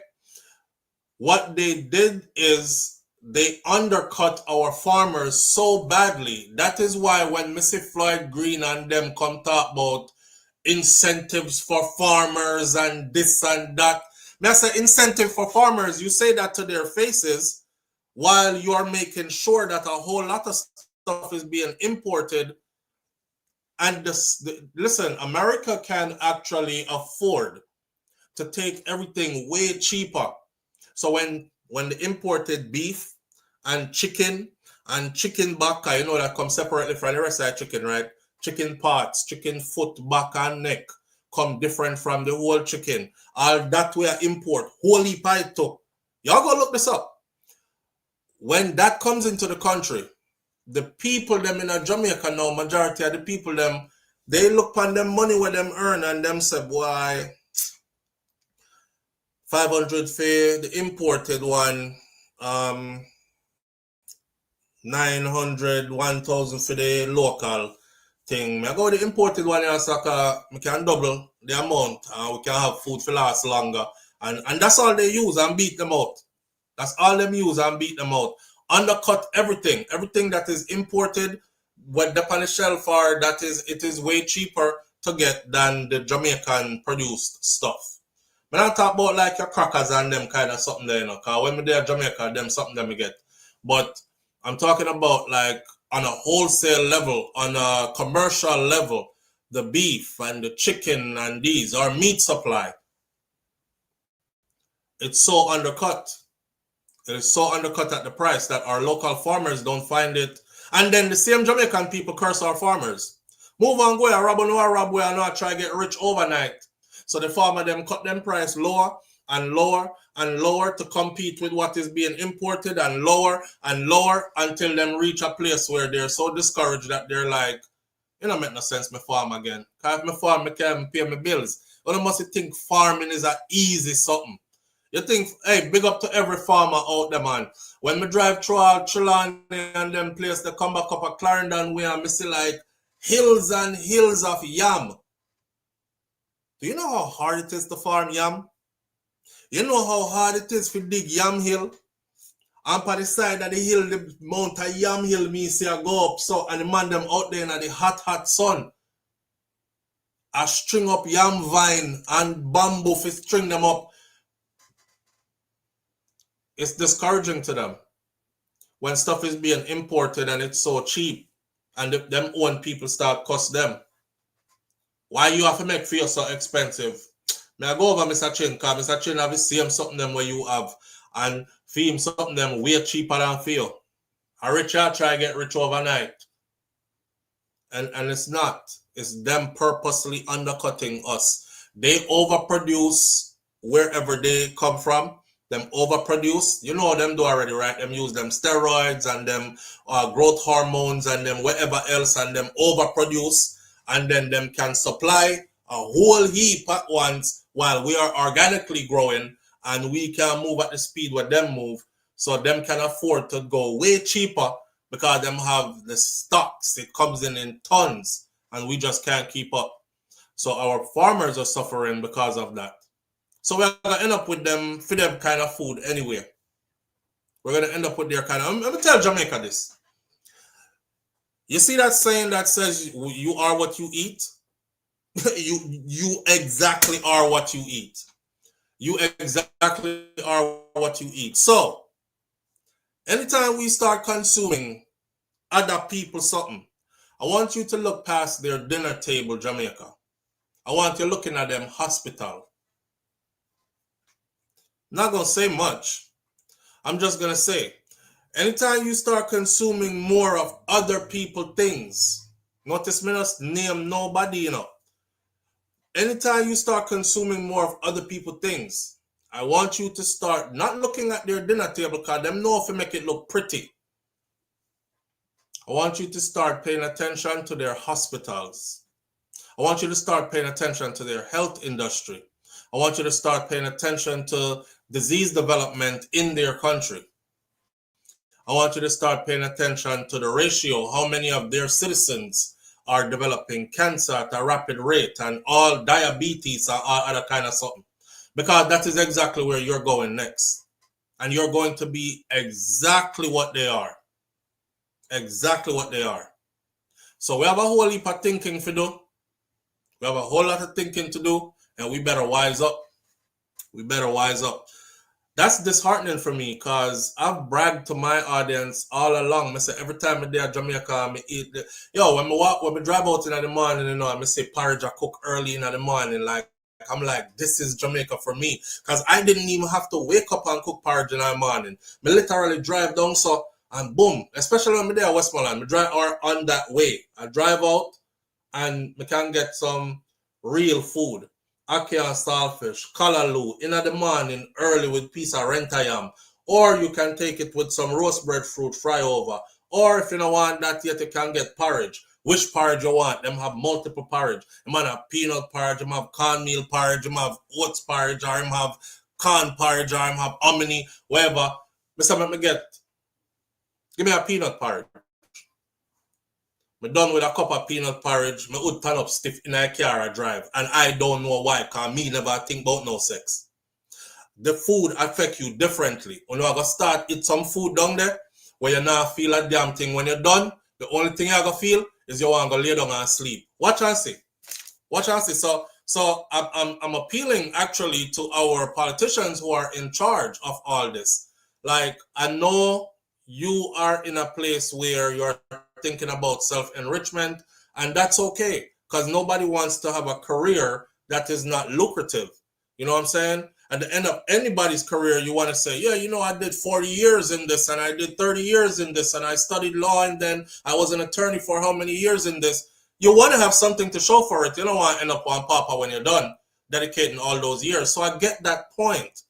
But y'all better please keep Jamaica's health in your mind. I'm appealing to the people who have us with these frigged up public hospitals already. So I mean, how much are they willing to listen to me anyways? How much are they willing to listen to me anyways? But it's coming. It's coming. This is factual. I'm in Jamaica and I mix a drink. And I drink it. And just like that, I'm like, blood fire, like everything that you eat or drink down here is like it goes straight. And I'm joking, right? I'm like, everything in there I drink down here, like it goes straight to my wood. My wood just turn up just for no reason. You walking outside, you stop over yourself, you eat some food. By the time you're done eat your food, your wood turn up. There has to be something in that food. There has to be something in that food, because I don't get the same feeling when I eat food here. No matter when me eat. Unless when me day here, me cook the same Jamaican food, me might get some of the same results sometime. I may do my own research for with food from when. And this is where I learned that even the yam that comes out of the earth, by the time we get it here, most of the nutrients is gone already. So you just eat yam just for say, yeah man, me eat some yellow yam today, you know? I go down a thrift here, I go to one of them Caribbean import place that where them keep food. But most of your nutrients gone already, because it pick and put down from how long, and then them have to ship it and stock it and all kind of something like that. In a Jamaica, you go a cook shop, you get it like straight out of the earth. It not stuck for too long, and all the nutrients is still there. You see? Roddy's daughter said, I drove from Mandeville to Spurtree, 45 minutes to the main road, the corner where sell corn. But porridge in the morning for some peanut porridge. Yeah, man, nothing bad like some peanut porridge in the morning. You're alive for the rest of the day. Facts. But Jamaica, we have a whole lot of waking up to do. I have a lot of people here wanting to join me online, but I can't see anybody. I just see like the boxes are white. Like, Kaz, your box is white. I don't see no face in the box them. None of the boxes have any face in them. So I'm not ignoring you. I'm waiting for people to show up in their box, and then I will have you join me. Yeah, man. So I'm not a fan of any of that stuff that they're bringing into the country, or them are gonna be bringing into the country. I will be going out of my way to not consume it when I'm there. You know what it shocked me when we there at Jamaica the other day? So we stop right out of Spallings, and there is a lady there who sells fruit juices. Yo, June plum juice, mango juice. I forget what the other juice them what she did have. The tamarind juice. Tamarind. I want sugar cane and sugar cane juice. This is 100% juice. The lady does press out the something them and straight into the bottle, and they are all organically grown. I may tell you, me go over there, me buy up one whole heap of them. You know, every time me drink one of them, instant stiffy. Me go back and look for her the next day, you know, cause me I say, yo, me need some more of them here. Couldn't find her. I was so disappointed. I hope she's there next time I get back there. But all that stuff is gonna go. There was some brothers next to her where her stall was the next day when I went back there, or next couple of days when I went back there, and I couldn't find her, but I saw them. So I get some pineapple. And I say, I'm eating the pineapple, and I'm like, pineapple does not taste like this, foreign, cause the pineapple is sweet till it catch your throat like it's sweet. I say, wow. But then I looked down and I saw seedless grapes. And I remember saying to him, we no, them me no feel we no grow seedless grape. And him said, no man, and the foreign thing that. But it end up on the side of the road that sell in a place like Sparlings. Seedless grapes. Seedless grapes. I said, damn. Him say, yeah man, mostly foreigner like yourself, you know, when you pass through, and them something they want to buy. You know? So, me no want none. Not that I don't eat seedless grapes. I would be a hypocrite to say I don't, because I do. But when I'm in Jamaica, me not look for no seedless grape when me there yard.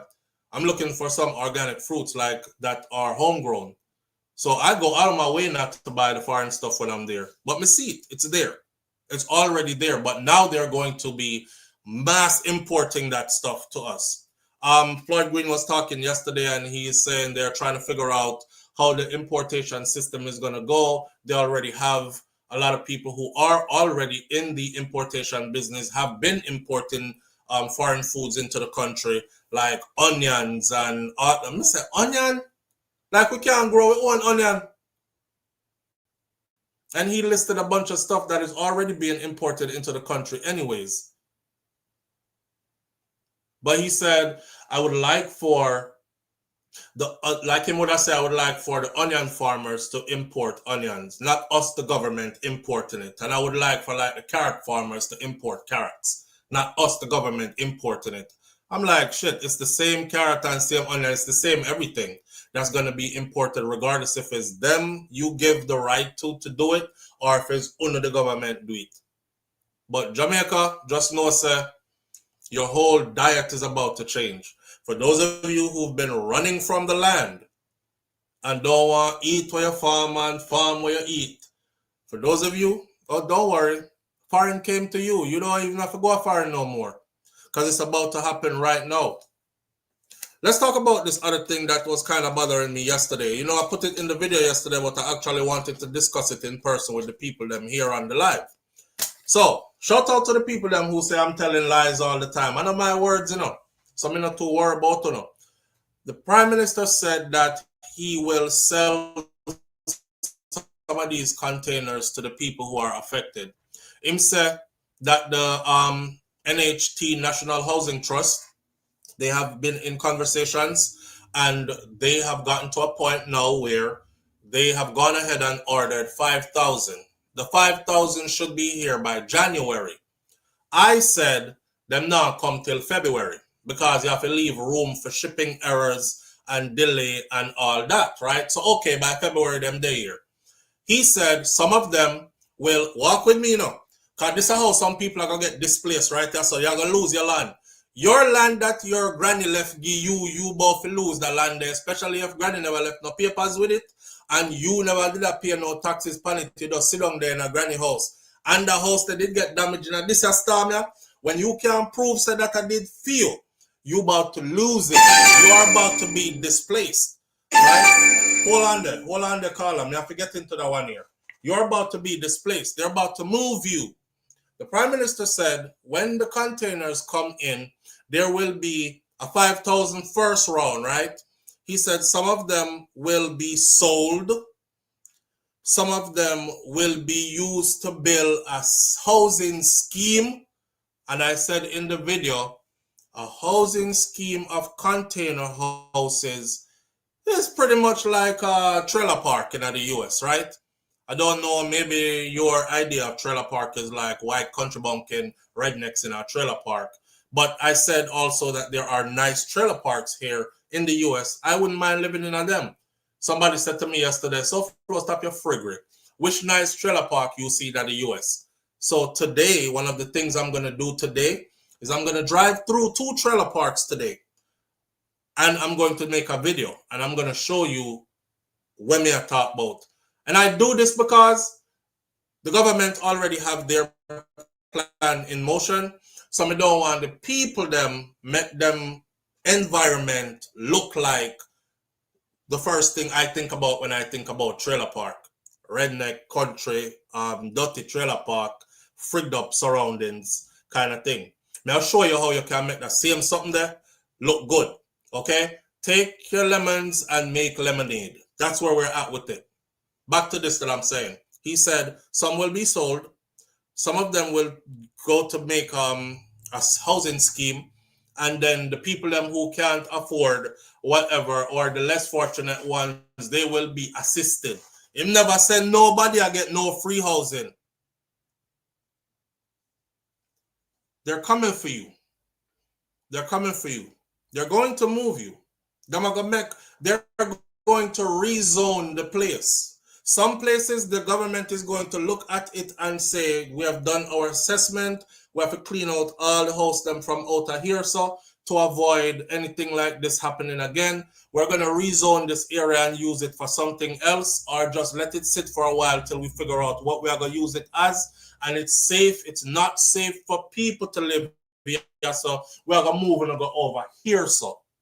And that is where they will have these container housing schemes, like he said.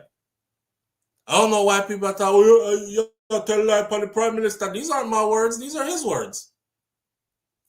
Good morning. Kaz. Well, I'm so Morning, Kaz. How you do? I'm good. How you doing? All right.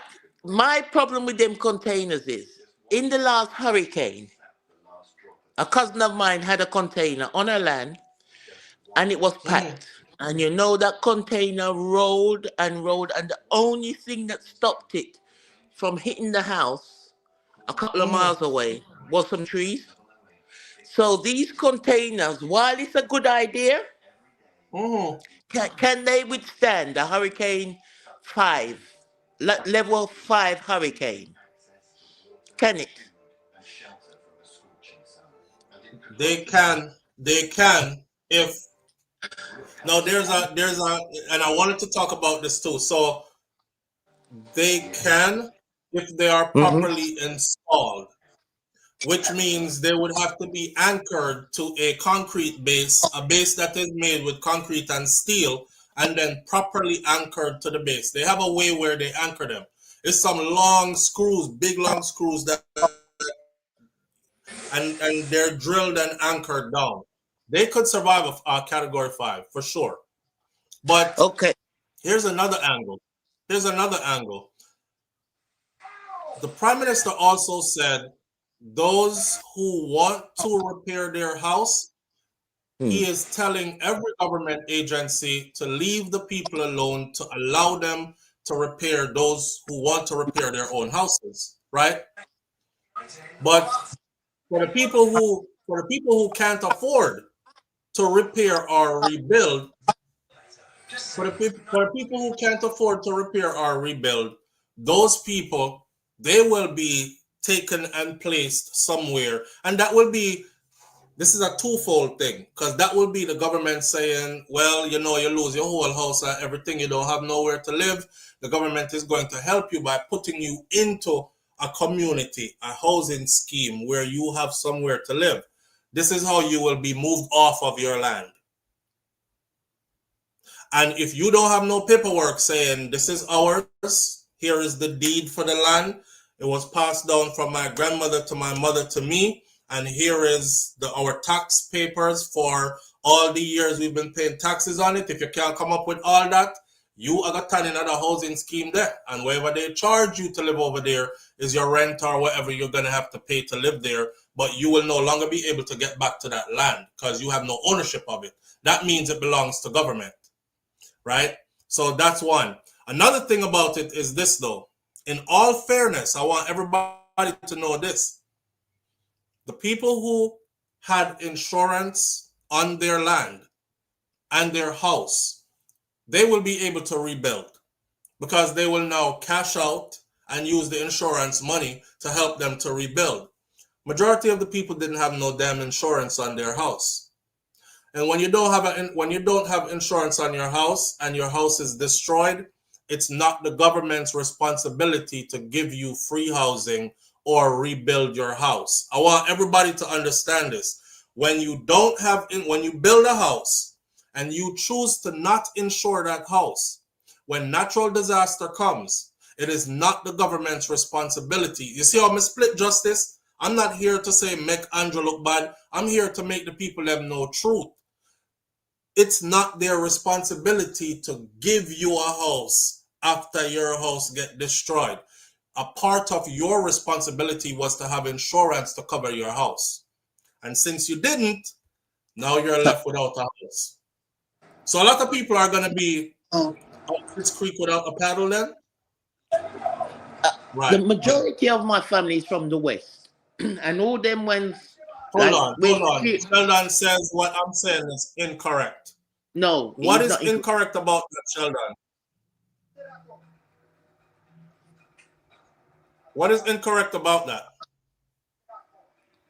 Come, Sheldon, man, talk to it. The phone line open. You can type. What is incorrect about what I said? Let me say it one more time. If your house goes in a natural disaster, you did not insure your house. People are encouraged to buy insurance for your property. If you choose to not do it because they didn't make it mandatory and you lose your house in a natural disaster, it is not the government's responsibility to run in and house you. If they give you a house or give you somewhere else to live, then that's part of them doing good by the people, but it's not their responsibility. So I want to know what part of that is not true or incorrect. All right, what were you saying, Kaz? Yeah, the majority of my family is from the West. So from White House go all the way up. And every single one of them have been affected by the storm. And some of them live in the board house, which have been flattened. I'm helping out a few, but I can't help out all. And when I asked them why they never got insurance, their response was, poor man can't afford insurance. SouFLo, you're correct. Well, it's not the government. That's what Mervyn is saying on the screen. Mervyn is saying on the screen that insurance more expensive than mortgage in JA. Yeah. I don't know that to be true, but well, they said to me, poor man can't afford insurance. So I said, then that would be like me where I am now. I have my big old house which I finished pay for with no insurance, and it goes up in smoke. Government's not going to replace it. It's down to the individual, right, to replace it. Right. And I can't get on the chat for the whole of the last 2 weeks. I can't get on the chat on YouTube for some reason. But what I wanted to do, also big up Spice. I know you did it, but you know when Spice did the food relief, she went with 10 truckloads of building materials. Not just food. Yeah, she had 10 truckloads. She had 5 truckloads of supplies and 5 truckloads of building materials. I'm telling you, big her up, because she just never went with food to feed hungry people's belly. She went with materials to give them somewhere to live. But I don't know, for some reason, SouFLo, check out my link, because I can't get in the chat on YouTube, please. I don't know. I'll check it out, but I'll see. Oh, I'm not leaving you. Sheldon has entered the chat with us. Ooh. All right, my family. Take care, yes? All right, All right, Sheldon, welcome. What's up, SouFLo? Good to be on the platform. Family. Talk to you. Yeah, man. I jump on real quick just to talk about the catastrophe insurance that the government took. So part of the catastrophe insurance is to help. 150 million US. Yeah, that's supposed to help go to individual homes that's being damaged. That is for infrastructure and government properties. Majority of it, but in it, detail that it covers properties that's being damaged from a catastrophe, right? It covers citizens' properties damaged from a catastrophe. Yeah, so they will probably put that down to citizens' property damage from a catastrophe who were insured, because those insurance companies in the country are going to need to stay afloat as businesses. And this is how the government is going to assist these businesses to help them to stay afloat, because they're going to have to pay out a massive payload to all these houses who were insured. You see what I'm saying?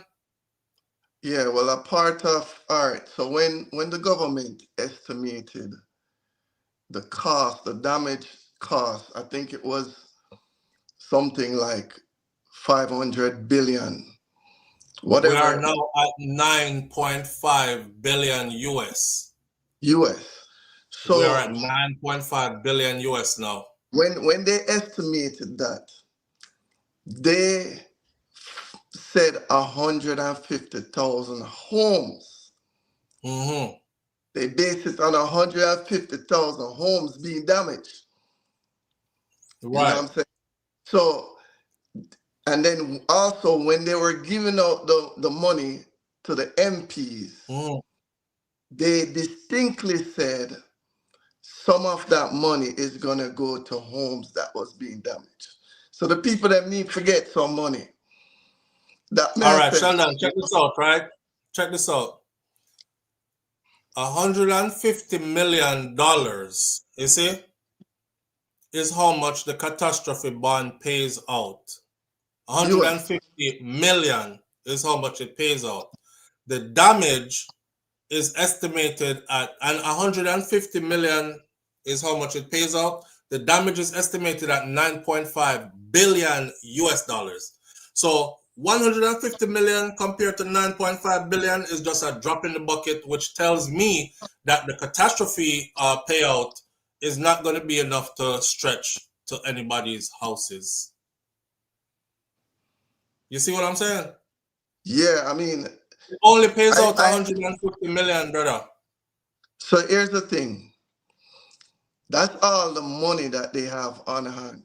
But there's the opportunity. They're gonna take out a loan. That's why they're doing that valuation.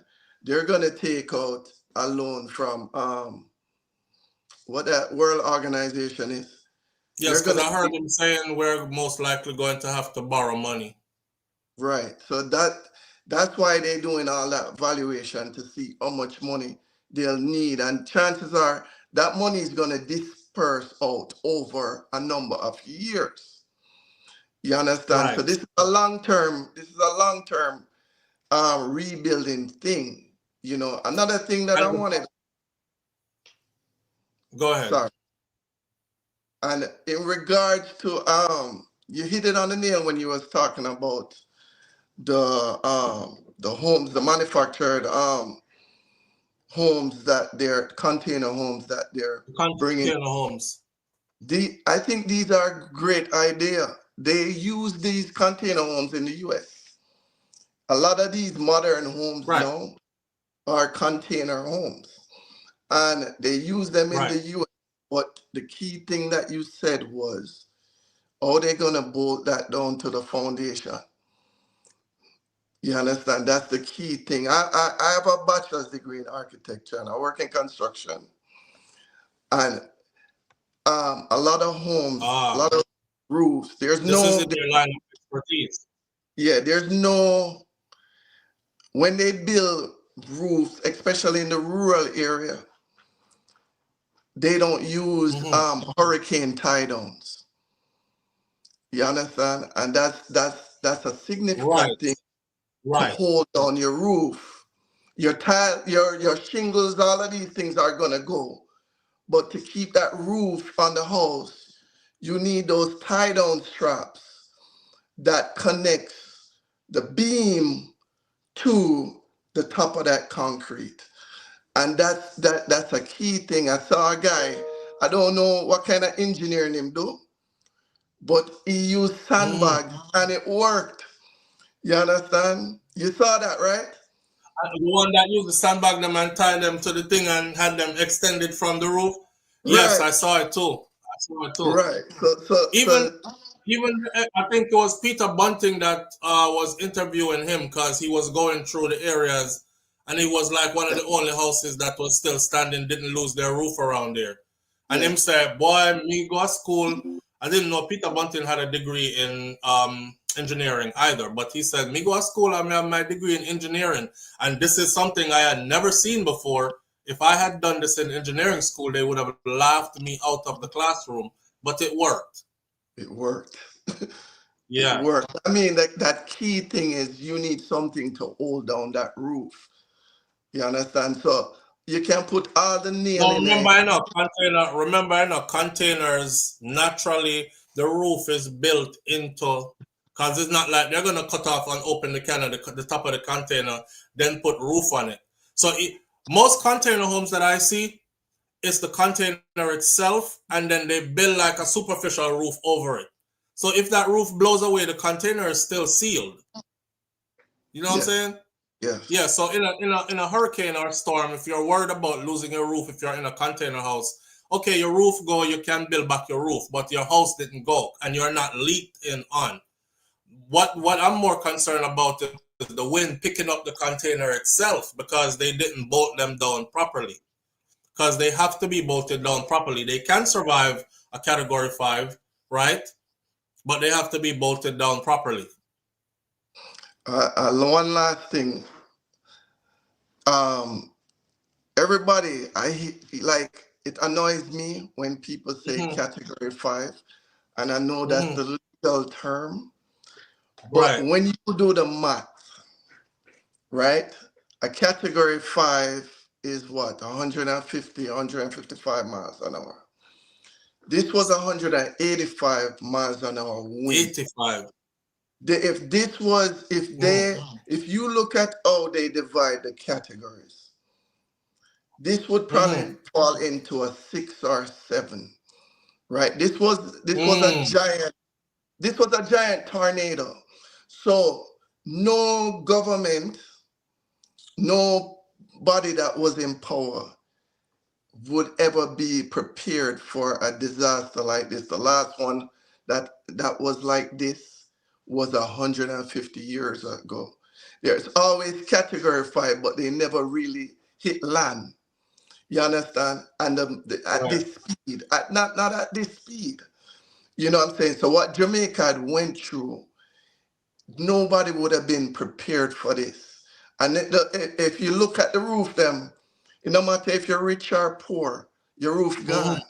All my family is from my last name is Pinnock. I know a lot of people on here from Westmoreland. Pinnock is at the center of Belmont. That's our properties. We also have properties in White House. All of them roof gone. Every last one of them. You understand? Everything go. I'm going down in January, early part of January. But everything, all my family there, one house survive it. And they all 5 house of families in one house. Wow. You know? I'm a town man, but my father's side of family is from Westmount. So all of them in one house right now. You know, so it doesn't matter. There's nothing could have stopped that. Like I said, it's like a giant tornado passed through, and the people who've been there, they see it. You know what I'm saying? When you get time and you go SouFLo, I'm sure you're gonna be you're gonna see something different than we're seeing on these videos. You know what I'm saying? It's a catastrophe.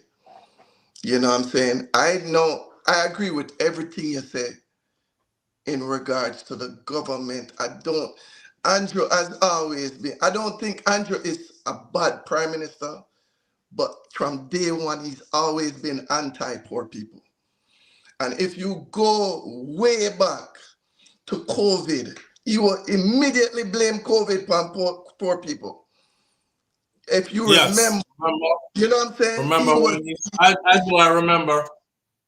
Him says the people them will go shop every minute to buy them 2 pounds of rice and two. It's not the people from uptown. And they responded to him and said, just so the audience understands. So they responded to him and said, Because the people from uptown, sir, them get them money in big money, so them can afford to buy stuff in bulk, and them have extra refrigerators at their house and generators and all these other things, so they are safe. They don't have to come out in the streets, in the crowd, go shopping. But poor people or regular people, them shop as them get the money, right? So the most you're gonna stock up for is a week or 2 weeks, maybe. And then you have to be back outside again. Whereas those people can stock up for months if they want to, and they don't have to come outside. That's when they said he was blaming poor people for the spread of COVID. Yes, Because he exactly. said that. He said it was the people them who always go to store, go buy them £2 of rice and them, yeah. Yeah. And The I corner always shop feel like people. I always feel like him anti-poor people, and he works for, they would say the establishment, where which is the people them that put money in his pocket. You understand? And he's been lobbying, and that's what his priority is. You know what I'm saying? So the delay of sending out these reliefs, it's ridiculous. People are dying. People are Yeah. being I buried. mean, People died brother, after being buried. it's been over 4 weeks. It's been over 4 weeks. And he's still sitting on majority of what came in. And this is not us making it up saying he might not be. This is him telling us that he's sitting on it. And they asked why. And he said because he's putting a system in place. Remember him said about the baby? Well, when you're in a leadership position, you have to decide. Do I grab some packages and jump on an airplane or run out there and give it to the crying baby, or do I develop a system where the people can go to a certain place and get the stuff that they need? So this system that he's claiming he's working on, I'm wondering when it will be finalized, so all the stuff that is stockpiled can start to be distributed to the people who really need it. Because it's bad. It looks bad. It looks bad. It's not our words again. It was Daryl Vaz that said over 350 cargo planes landed, and I went and looked, and they brought each one of them brought in tons of aid. I think the highest one I saw was 40 tons of aid, and it was a couple of them that had that.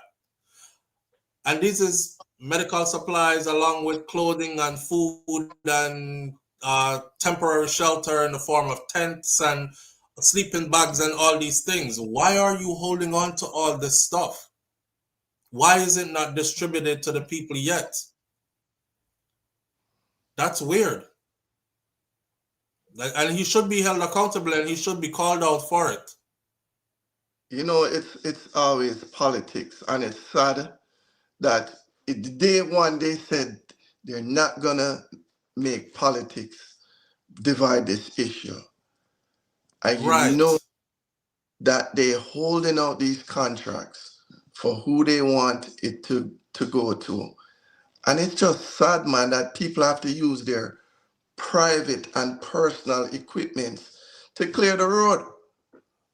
You understand? It's ridiculous, man. And I'm like, this is a shame that just imagine, like, you know what makes my heart cry sometimes is in the rural area in Jamaica, women or children they're vulnerable. They have always been vulnerable. So imagine now where a community is blocked off from access. The bad man and the thugs them are running the community there. You understand? Absolutely. And Absolutely. just think about the vulnerable people, the woman and the children them. What's happening to them now that we not gonna hear about till next year and the year after? You understand? Yeah. What happened to them? It's really sad, Trauma stories. Trauma stories, brother. Boy. Yeah. Brother, this goes way deeper. The after effects are gonna be like you just said. I wasn't even thinking about that, but it's true. I saw a lady they went into a community and they were interviewing one lady who was sitting on the car. The one that I said they gave her some sardine and she just opened the tin of sardine and just started eating it out of the tin. So, and they were talking to her and she said, we don't have no security around here either, because it's like she wanted to talk but didn't want to talk, and she had people come through and them just walk in and take what them want take. So every time them get little aid, people come in and just take what them want take. So all these areas that you're talking about, it's absolutely something that is happening to them. Yes. People see them and they're like, "Cho, aid now come back around here for the next 3 weeks. Miss Matthew over there, so she don't have no door pan for her structure. She have 2 curtain pull up at the window. Them just jump in her place and take out her stuff, and she can't tell them no, So they're going through it too in that manner as well. They're not safe. Oh, and this. The schools are getting ready to put the people out of the schools. Schools are being used as shelters, right? And the Prime Minister announced yesterday that the schools are getting ready to get the people out of the schools just so they can prepare for school next year. So I'm asking, where are they going to go? I'm seeing a report that says some of the students will be going back to school and they will be seeing evacuees living in their school while they're at school. I mean, that's weird, because Yeah. you're going to have strange adults on campus. Remember, campus usually is a safe place, or supposed to be a safe place. Student put on uniform, you identify with the institution, you go to school. Once you go through them school gate, the school gate usually close at a certain time, school is taking place. Strangers are not usually allowed on campus in schools while students are there. It's a liability issue. You can't just have some strange man walk around on the school campus, next thing him sexually assault one of the schoolgirls them there. But now, with this rush to open back schools, they're going to be starting school in some places with people living in the schools as shelters. That's another problem that's about to happen. Yeah, that's gonna definitely increase Millie Bob. vulnerability. Yeah. What's going on, Millie Bob? Then, man, you all right? You believe this devil and you honest. The man is the devil, If I man. believe him, yeah, man. He's well, the worst you're saying Jamaican ever. it. I'm not saying it. I don't want people to think like I'm just, I'm just talking all bad about the Prime Minister. You say him as a devil. I'm not calling him that. I'm just calling him out the thing that I see that he should be doing that he's not doing. So, but you see sitting on the aid while the people need it is not cool. Yeah, absolutely. When these kids But I don't want anybody go away saying, over there style the Prime Minister, call him all kind of name, disrespect him, because those conversations never end well. You know what I mean? They never end well. On the cell phone, don't say nothing about Andrew Waters. I say anything. Andrew Waters, come for me. No, come from cell phone, come for me. You are the devil. All right, sir. As long as you own it. As long as you own it. So I'm going to let you own that one. Yes. With respect to the Prime Minister, I point out things that he needs to be doing that he is not doing. And that's where my gripe is. Absolutely. People will be moved off their land. It will be rezoned. Some places will be rezoned. Some places will be repurposed. And those who have no papers, no title, no record of tax payments for that land dating back years, they will not be able to return to that land. This is another way of them reclaiming land that might have been captured. Remember, in all honesty, right, as Jamaican people, I wonder if we don't know, say, land handed down. I think this was also, this is a two-headed snake right here, because they have always been slow to issue land ownership papers in Jamaica, right? That's why Andrew Holness actually ran on this premise during the last election, where they started handing out land titles, and they boasted about how many land titles they are going to hand out leading up to the election. Go and look it up. But before election time, a lot of people were aware of the land situation, and they were trying to get right. The system was dragging their feet purposely, so they were slow to hand out these land titles to anybody. Now that this has happened, and it's going to require you having to show land title, it seems like people are sabotaged out of their land. Now you're talking about land where your great-grandparents lived on this, you know.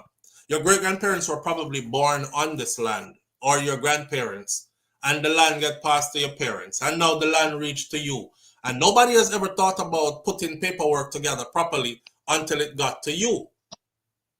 But the process has been delayed, and you not getting the paperwork.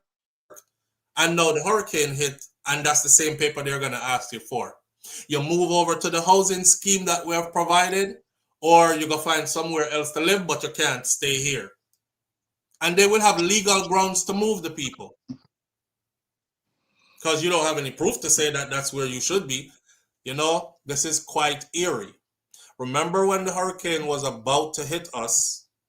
Remember how the there was a US reporter that said, make sure you have your land titles and deeds. Make sure you tie them up somewhere in a vacuum sealed bag, something. Him said, make sure you keep those, because after this passes, you might have to show proof that your land is here or your house was exactly there. Y'all remember that? And look at where we're at now. That's exactly what's about to take place. There was a guy who they said, yeah, brother. That's a follow-up. Probably I'm going back about probably 10 years ago, when the government was giving people on captured land the opportunity to own the land. Own the land, right? So I don't know, because I don't know if you know this, but Jamaica has a GIS database, and they had this for a while now. They had this over 10, 15 years ago. And you can look it up on Google and pull it up. And when you go on it, you can see every property cut out and the owner of the property, and whether that property is deeded or not. So part of the effort for them to complete that modernization, they had to give the people they call it capture land, but they've been there for a while. Right. They had to give them an opportunity to get their title for their property. Now, right. The infrastructure wise, we see some there was a lot of landslide, a lot of house got washed away. You know, in Jamaica, a lot of our poor communities are on the banks of a river, because that's where they get their water and their resources, right? So when that river start overflowing, eventually over the years, the property wash away. You understand? So I'm sure they're gonna have to rezone some of those areas for safety. You know. Well, this hurricane will have bolstered their argument even more, That's why I'm saying it's not me blaming them. It's me just saying they will have perfect argument to rezone now. I want you to have a look at this right here because they're out already. You know, this is no secret. They're out doing the work already. They're rezoning, and here's what the brother said. Williams. I'm from the National Land Agency. I'm the supervisor for topographic data management.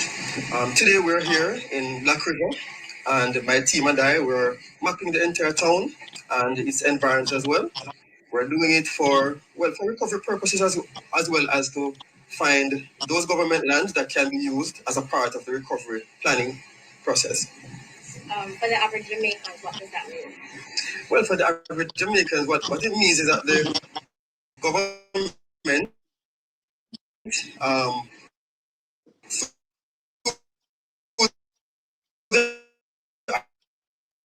of the National Land Agency is trying to find those that can be raised for whatever purposes it is that the government wants. Hold on. Let me. Okay, so we went through a breakup just now, right? We went through a breakup just now. I'm gonna replay this for you from the beginning. Listen to who he is, what type of work he's doing, and what he is going to say just now. Pay attention. Williams. I'm from the National Land Agency. I'm the supervisor for topographic data management. Today we're here in Black River, and my team and I were mapping the entire town and its environs as well. We're doing it for recovery purposes as well as to find those government lands that can be used as a part of the recovery planning process. For the average Jamaicans, what does that mean? For the average Jamaican, for the average Jamaicans, what it means is that the government, through the arm of the National Land Agency, is trying to find those lands that are within the area that was affected, that can be used to whether to house persons who are displaced or for new industries, for whatever purposes it is that the government wants, based on what the plans are going forward for Black River, then those lands can be used for those purposes. If Jamaicans want to get more information on the plans, future plans, based on the evaluation, how can they go about getting that information? Okay, well, based on what needs to be done, the Parish Council, which would be the Black River Parish Council, they will be the ones who would lead that process, but also the government, from the perspective of the local government ministry, would also play a part, and also the ADPEM, because they're in charge of the whole recovery process as well. Yeah. All right. So, for whatever purposes the government wants it for, yeah. Like I said before, there's going to be rezoning and they're going to be repurposed, and those who have papers and titles, they're going to be okay. And even them could get moved. But those who don't have their proper documents, they're definitely getting moved. They're definitely getting moved. So I feel sorry for you if you've been on that land since God knows when Wapik can fill up your idea and knee. You're about to get moved off of that. You're about to get moved off of that. That's just what it's going to be. You know, I just thought I'd let the people then be aware of that is coming. The agents are out in the field already doing their work. That is one of them. He is from the National Land Agency, and he is letting you know exactly up front. There are no corners being cut. Nobody is lying to you. The information is out there. The thing about it for our people is you'll be surprised to know how much information is out there for us, right, Sheldon? And to see people not get the information even when it's right in front of them, they end up with, well, I never did know that until them come to move you off of your land. I guess this is me just giving the people a heads up. You know, you make some preparation. That's all we can do is give you a heads up. He said he's from the topographic recovery, data recovery, which means topographic means and that the National Land Agency. And the National Land Agency. So he's basically more than likely checking, because I know Black River is sort of like New Orleans, where it's below sea level. So they're probably gonna end up trying to relocate those people down there to higher grounds. And like SouFLo is getting at, now they have beachfront property. Yep. Exactly that. It's happening. It's going to happen right before our eyes. And you know, a part of it is there is no rebuttal for it. Like there's nothing that anybody can say. Because what are you going to tell the government is right on one hand? You can't say we want to steer right there. So they actually within the law have rights to say this is not an area that would be safe for you to inhabit anymore. We're going to have to do all kind of something to this land to stabilize it first, blah, blah, blah. Whatever they tell you, we're going to move you to higher ground. And they do that. Yeah. So, yeah, there are a lot of moving around that's about to happen. All right, oh, man. You know, all right, my brother. All right. Mothers. Respect. Yeah, there's a lot of moving around is about to happen. Okay, let me see. Money from independent refugees. JFF announces new reggae boys club. Okay, so here's what's happening with the housing, with the schools. Here's what's happening with the schools, or is about to happen with the schools. I don't know if y'all know it, but a lot of the schools in Jamaica, or in that part of Jamaica rather, are used for shelters, right? So again, I'm giving a heads up to my people them in the shelter, as well as the rest of us, so we know what's happening on the island. Make preparations. It goes like this. Prime Minister Dr. Andrew Holness says that the government will soon start decommissioning shelters, dismantling, breaking down, making it not a shelter anymore, to make way for school next year. Approximately 97 shelters remain open across Jamaica, serving some 1,200 people who are displaced by Hurricane Melissa. And the majority of those shelters are schools. Dr. Holness says that the individuals still within these facilities, they will be assessed and then they will be assisted by the government after this assessment. Okay, here's a little bit of his words right here. He said,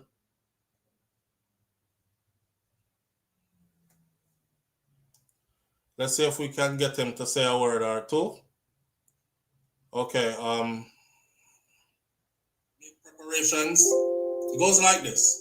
We are now at a point. Okay, hold on. Government will soon start on the other decommissioning shelters. You see how delayed we are on because I'm watching myself on two computers. Not a shelter anymore.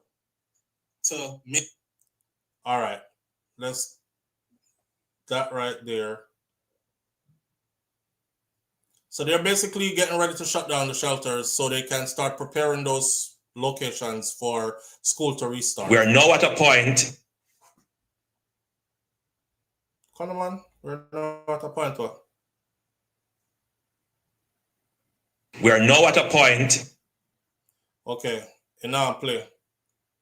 We're now at a point, nothing.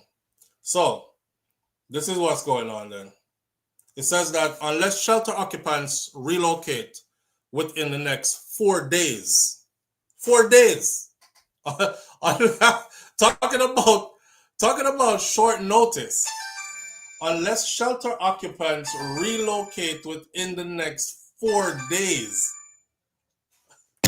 Hold on. Live on the air with SouFLo. Good morning.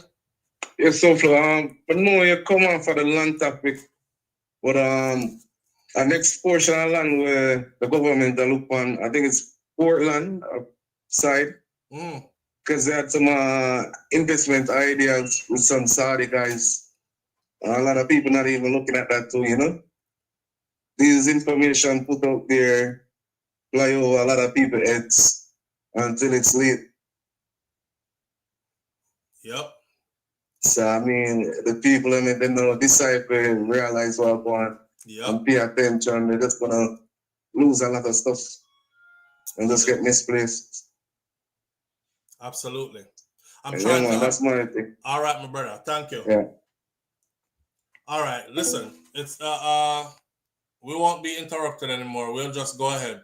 So, unless shelter occupants relocate within the next 4 days, upper school students who are returning to school on Monday to 3 of Westmoreland high schools with hurricane evacuees, they will be returning to school with hurricane evacuees still on their compound.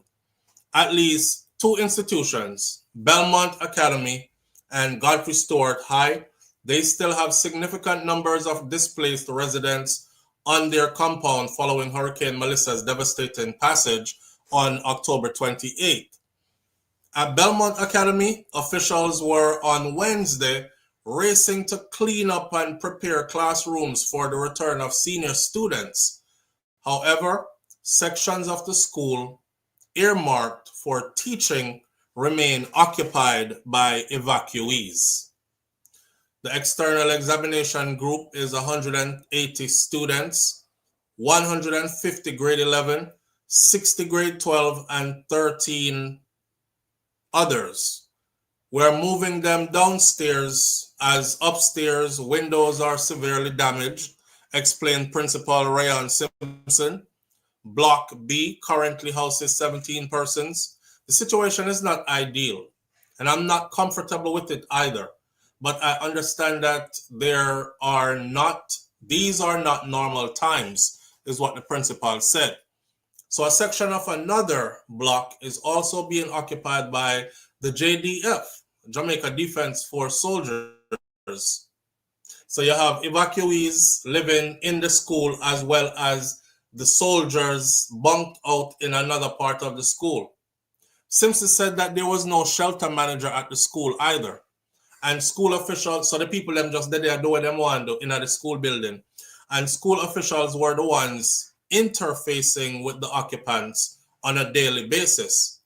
Donations have been solicited, resulting in tables and boxes of clothes at the school's entrance, where students, parents, evacuees, and community members select items as they need them. One resident publicly thanked the World Central Kitchen for supplying meals, which are supplemented by food that is collected through donations. Registration for CSEC, or the Caribbean Secondary Education Certificate exams, is ticking in. Students are now coming in to complete their registration for CSEC. Offered an extension from close to this week to first week in December to complete the registration. The administrative functions of the school is being run on a donated generator from the St. Andrew Technical High School, or STATS. International partners and associations are Associate Inc., while STATS alumni class of 1978 donated a Starlink and clothing for staff members, Simpson said. Belmont hopes to bring grade 7 to 9 back by December, but Simpson said a larger generator is needed for the academy to restart furniture production, which normally supplies several schools. Cleanup efforts have been supported by volunteers from schools across the island, including Jamaica College, as well as Tivoli Gardens, St. Catherine, Morant Bay, Eltham, Waterford, St. Elizabeth Tech, and Central High Schools, and the Jamaica Teachers Association. They have all rallied around to help them to clean up and make the place accommodating again for students. You can imagine, because you know how we stay already, right? You see the same way how we eat patty and just throw the bag of road, and some man smoke and just flick them cigarette butt over this one. They were doing all that in and around the school, because I saw them come live now, right? So me traumatized and enough way I go through, and I light up the cigarette same way and burn a split over here so and relax myself, and it and throw the food bag over there. So, and all that was going on. So now they got to clean the place up and make the place look like where you would want your students or your child to be receiving an education. So Linvern Wright, president of the Association of Principals of Secondary Schools, said the Ministry of Education has encouraged schools to reopen where it is safe to do so. We still have some shelter occupants, but the numbers are significantly reduced. And every day we try to have people relocate where their homes are in a condition for them to do so. He said, this is the principal of William Knibb Memorial High School in Trelawney. The Westmoreland-based Godfrey Stewart High School is sheltering 50 people currently, including school staff members, down from a high of 200. So they've gotten out 150 people so far. Vice Principal Margaret Thompson said that residents were being urged to move to other areas of the campus to allow sanitizing of the spaces that are needed to teach the students. So while others also expressing some discomfort about reopening with shelter occupants still on the compound, she said attention is being paid to the CSEC and Caribbean Advanced Proficiency Examination students, especially those with school-based assessments to complete. We are catering to the internal examination cohort to include some from 3rd and 4th form and others from 5th form as well. So that's the focus right now. Well, in the meantime, Frome Technical High School, though shelter-free, remains without water and without electricity. Senior teachers, they spent all of Wednesday registering students for external examinations. We are desperately in need of a Starlink device. What we are using now is the personal device of a member of staff. And when he is not here, we don't have any connectivity. We are also using, I know y'all are asking, where is the government in all this? Where is Andrew in all this? Where are all the Starlink stuff that was donated that came in with the 350 planes that landed? Where these are now, this gone past people's private homes. This is a government institution. It's a public school. We're desperately in need of a Starlink device. What we are using now is a personal device of a member of staff. And when he's not here, we don't have any connectivity. We're also using someone's personal generator. It's a small generator. It provides the power that we are currently using. So we are desperately in need of both those things, said Talisha Jordan Harvey, who is a teacher and a member of the school's exam administration team. Frome is preparing for a cohort of 374 students, including 225 in grade 11. 225 in grade 11, 102 in grade 12, and 4 in grade 13. Dean of Discipline John Virtue said that the school will operate on reduced hours. So we will be open from 8:30 a.m. to 1:35 p.m. And this is to allow the students to leave in the daylight hours as there is no electricity in the parish, not just at the school. And at this time, night comes even earlier. So we want them to get home early, and we will be asking them to bring their own drinking water as well. Because, of course, no electricity, contaminated water, all the stuff that is going on. All these, as you're hearing this, you are hearing people trying to put this together for themselves. This ain't supposed to be their job, you know. This ain't supposed to be their job. So the government said school will open up sometime soon, and the people have to find the resources to make sure that they do so. Kataja Empress says St. Thomas chicken farmers are also in desperate need of a generator. Well, not just St. Thomas, but yeah, I can. Yeah, not just St. Thomas, but yes. And that's a good one too, Mervyn. Most of them don't even have water at home.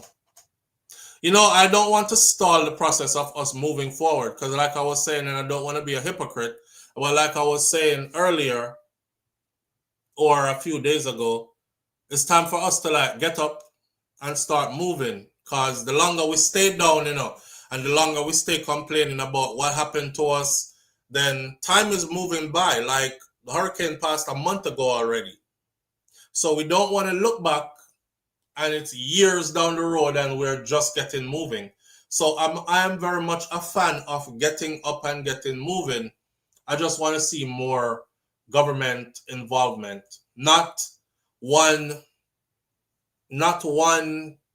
staff member having his personal device and everybody else have to be working off of it. And then if he doesn't show up for work today, nobody can do nothing. That kind of stuff. Live on the air with SouFLo. Good morning. Hey, morning, SouFLo. How you doing? I'm good enough, brother. How you doing this morning? Go on. Hey, nothing heavy this morning. Light talking. Light talking this morning. Yeah. Talk to it up. Yeah, what I want to say is that we as a country, we mustn't only depend on the outside world to teach you how to run our society. For example, if you say the government needs to invest in some, we call them now, some engineers and some scientists in Jamaica to go find, go learn, look more where the world find, and come back in Jamaica and then invent them own ideas and implement in the country. So we have our own model of how we handle storm, how we build a house back. You know what I mean? Because I feel as if the storm will come back. You feel like another one is coming? Yes, and really the warm some documentary, I said the sea get warm. The warmer the sea get is like the more the hurricane get to survive and I mean get to thrive in the water. So it's like because of climate change, which we believe in, because for example we have more cars, we have more factory, we have more, you know what I mean, go up in the atmosphere and affect the normal structure, you know what I mean? Right. So right. I say yeah, that's the effects of global warming, basically, right? Yeah. So we now live in a world where a virgin world again, where we say, okay, storm coming off, come again. Because we manipulate the atmosphere, the storm now is easy to enter land, Jamaica land. So I feel that Jamaica is vulnerable. And I feel the government needs to do, the biggest government in a sense, him needs to think out of the box. Just like how China and like Singapore think out of the box and have a good society, him needs to stop follow other people model, go out, find to the world, learn, bring it back, come to Jamaica, and make the young engineer and scientist and give them okay if you show me what we can invent to make our society better so we can sell to the rest of the world where we learn. Instead of account on food and you know what I mean, look at things we export. We can export ideas too. We can reach out for ideas. We can create system of the world we can use. You know what I mean? Yeah. I agree. So the point I make across, we can do it because we know people who do it on the table. Not big, but when we say Jamaicans, we have knowledge, we tweak things and get things happen. You know what I mean? So the government needs to put power in another area. But what I say again, so far, quick and fast. They might say a while. But everyone said because it's so hard to fathom by me and other people, but we can't do it. Listen, Zane, the road needs fixed back, right? If we depend on the government alone to fund the road, a 10, 20 years before we have good road again. You hear me? How the road are going to fix back without government, brother? No. There's another way. But we the people who say we love Jamaica probably have to think in a different mindset. I mean, no, me alone in the world probably got taught this. It's the government road. The government not going to allow you to fix them road. Listen. Oh, a road too? Yeah, but I feed them road. I them own it. Just the other day, right, when I was in Jamaica, not too long ago, just the other day, I remember a youth in a them community, them mix cement and them patch a hole. And the youth say, not understand why them keep on use marlon, then put tar over it and stuff. Because you drive on it 2 times, rainfall, big hole again. So I mix cement. And first of all, they had a bucket there with a banana tree in the bucket and a red flag. Just to tell the people them in the traffic, say, watch out for the hole here. And then they eventually filled it in, mixing cement and seal it over. And they send government agents out there to tell them, say, them can't do that. And then I'm going to dig it back up. So whatever plan you come up with now about us joining together and have to look on things different and go fix road, I'm going to tell you something. Them not going to allow us to fix no road, brother. Yeah. So whatever pace the government is going to go at to get those roads fixed, go work with it. And that we have to go work with them. Boy, I see some road at Jamaica where the hurricane got through. We definitely got hit with something under the earth as well, because wind could have never done that. I don't care how much, unless 1,000,000 miles per hour wind. The road them split up and big deep crevices into the earth surface. So all those are gonna take a while. Yeah, so you know, say I said something quick, right? Just make a point. When I was a little boy, I say some ants build a road how quick, or one kind of, you know, ants can build a road to make a bridge. I'm saying to my father, say, how them build it so fast? My father said, because they work together, and if a 1 mile of bridge, a 1 mile of ants, so it take less than probably minutes to build it. You know what I mean? Me feel say if Jamaican who say them love Jamaica that much and they want their country nice and take, I'm supposed to give it yes, but he never do it. So the only thing in my brain is that free labor. In that time of a crisis, we can help the government with free labor. It's like everybody come together and say, okay, we have free labor and we have build the road. And quickest way to build. And not have no road to charge for. All right, the idea sounds good. We get whole heap of free labor the other day in the form of medical experts and search and rescue teams.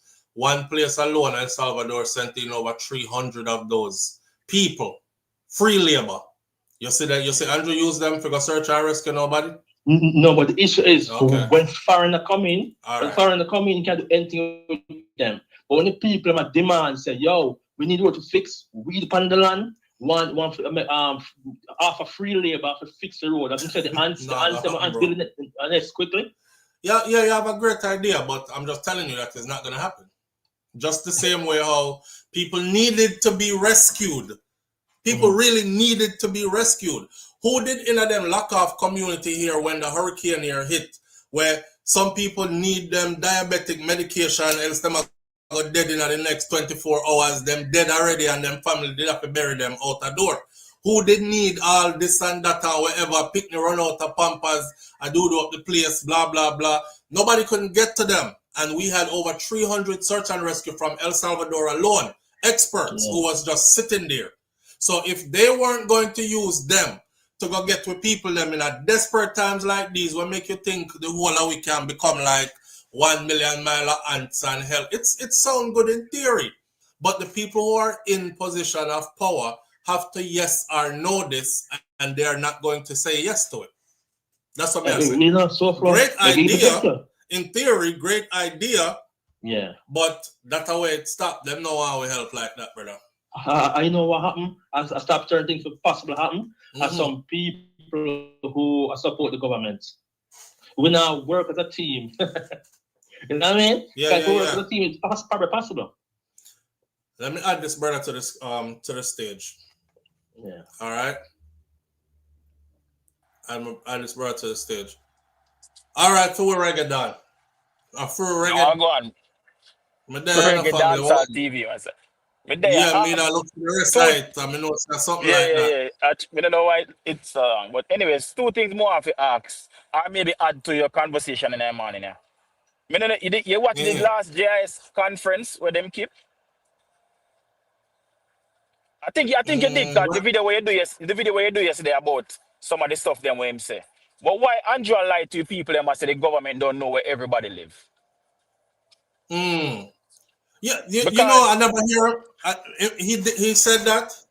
yeah, when he was explaining about why they haven't reached to everybody yet. Because you know, you have some people live up in the mountains and those districts are not on the map and them something there. Brother, my mother used to work for Statin, that are the Statistical Institute of Jamaica, which is under the government, right? Their job is to go out and do census and them stuff there. Them know, Right. bro, everybody, even though we don't have physical addresses in Jamaica as much as we do in the US, bro, they know where everybody live. All right, when a time for vote, or them can go dig up the old man will live in one little shack. We are down in our one place. We can't go vote. And the old man, all people depend on their sick bed. Them can go dig them out. All them know where they live. But when they need But you help, know, they can't. say now that you are saying that, me just said that a few days ago. I Yeah, said it shouldn't bro, be like, hard to find everybody because we have bro, they census know where, and who they them know know how where, many people in the country. they know where everybody lives, bro. This man blatantly So it's lying more and this it's more man finding excuses though. excuses. It's just an Right, excuse. more excuses again, more stalling again. More Stalin again, The bro. Like opposition, I think the opposition needs it. more too Where much else I call excuses. her? Yeah, I think the opposition need to force the prime minister to force how much people affected, like an estimate of how much people, so we can also, okay, 500,000 people, and we, the public, no have an idea, and so we with the money we can do it one a max. But I think they may not want to do it because they want to pretend like say you can't manage. No, let me tell you something. The prime minister not take no chat from the opposition. Joke thing. The prime minister is not taking no chat from the opposition. He's not. Plain and simple like that. Plain and And the simple next thing, like that. and the next thing before me go SouFlo. Yeah, And next brother. thing before me go, I don't know if you have anything can add to it, but me can't stay long. Did you see the report that that some of the people that went out to do the defogging, them did stone them? Somebody just call and tell me that. I'm I like, never bro, see like it. what is wrong with these people, brother? That's Hold something we on. have to do, you know? That's something we have to do. Yeah, because it But about we stop gone through that conversation there already though. We know why them do it though. yeah, of course. Of course. Me never know say you go through that because I joined the conversation late, but I guess me have to catch Yeah, it on the but may I tell rerun you to hear what you may I say tell about you it. don't look at what may I tell you is don't look on them like something wrong with them because them have a legitimate reason why them do that. And All right, so guys, share it now. All right, bro. Yeah, man, we talked about it already, right? So may I tell you quickly, right? All Yeah. right. So me grew up in a farming community. Me know you can't stay long. Me grew up in a farming community. My grandfather did commercial farming all through my growing up. Me I talk about supply enough to ship overseas and supply all stores locally, right? And Yeah. one of the things that we did grow was coffee. And one time I go to Jamaica and realized that no coffee not up on the property again. So I asked my grandfather, I said, Grandpa, what happened to the coffee then? And him said, well, I think me understand where you get the that. Me people. understand where you get that. All right, so. All right. Him said the Me people understand where them you come get that. round and them spray them said I think it was chicken gun or something. Them said them a come spray for mosquito or something. And them said from them spray. Not even one bean of coffee don't grow around there so again. You know say you and have a point. This was coffee place, you know, brother. No, you know you have a point. Cause I know that me I look back on it. My grandfather was in charge of the coffee board in my community. And growing up, there was a lot of coffee trees in my area, but I can't find one now. All right. So and it's the same thing happened to us at those people used to come around, come spray for true. But you see, because of all I was going, I wasn't even thinking about that. So you have a point. You have a point. Right, brother. Right. You have So a the point. people that the people Well, them think about. it's Them no want like them the people. food supply get killed on the sites. It's like the people they get caught between a rock and a hard place, brother. Jesus Christ. There you go. There you go. I tell you. All right, Boy. so let's say big up yourself, me G. I'm go and listen. All right, manners and respect, brother. Yeah, man. All right.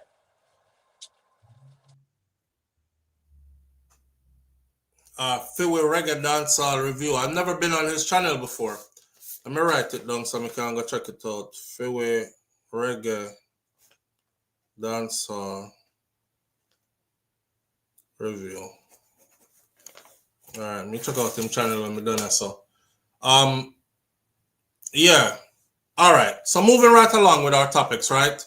We want to finish out all the Jamaica topic then before we go into anything. Digital. Live on the air with SouFLo. Good morning. Oh God, it's been a hot morning. All right, so I want to ask you one question. Have you ever smelled when they say they're fucking with that mosquito thing, that chemical? No. You want vomit. Who have asthma? Don't stay close. I'm respiratory problem as well. You know, like when they go tear gas, that's like the effect. In your days, they just smell it. That after the sea on the road and the tip smell. Well, you know, Mervin just made a point. Mervin has said they should be able to give the people like an ingredients list of what it is that they're using to spray in their area. It shouldn't just be move out of the way, spray will come for spray. You know, because I would want to know what the hell you're spraying around my house or in my neighborhood, right? So out of respect for the people, then give them a list. But then here what? Them can tell you say one thing and spray something else. So, you know, you can't win either way. Exactly, because we are saying that thing about that thing can check up the sleep. So I would rather run them. Because these chemicals, were they made locally? No one answer that to me if I went say no. Me answer that. Yeah. One more ask the question. The land that I saw burnt after the storm without a fire. Any Jamaican scientist as they gone in and like grab some of the soil, some of those trees on the ground. No, not trees, pardon me. Grass. Oh my God. And test it to say what happened, what kind of poisonous chemical was in the atmosphere that side. Yeah, we don't know, but yes, they have to go do their own work on that. I don't know. I just feel nobody come up with this. Right. So they're blindsided to that. Government don't say they don't have no time to do that. They might try to put up people which they are not and look out people welfare which they are not doing. But everything is dying. The food source, the water source, everything has been poisoned.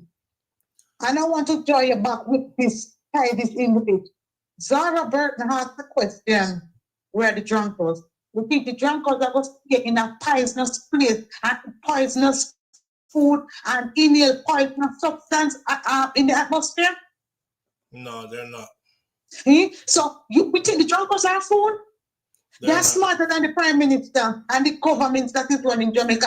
Jesus Christ, you said Andrew is not as smart as a junker. Hear me? Andrew is not as smart as a junker. And you say so, it's not me, you know. The junker them knows that the atmosphere is poisonous right there. So what they do? It's they not me, say so, but you have a point.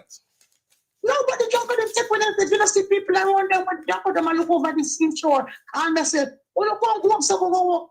Oh, no, leave the them alone, people. Let them take their vacation until the poisonous substance pass. So here what? You know, so them say is over 1.2 million animals were killed and they're out there in the open. Because nobody now bury no dead animal, you know. So the carcasses are out there on land, decomposing. So you could have imagined the smell. No junker now fly down to eat it. Hold on. Pay attention to something, Carla. No junker is flying down to eat up all the carcasses of the dead animals who got killed during this hurricane.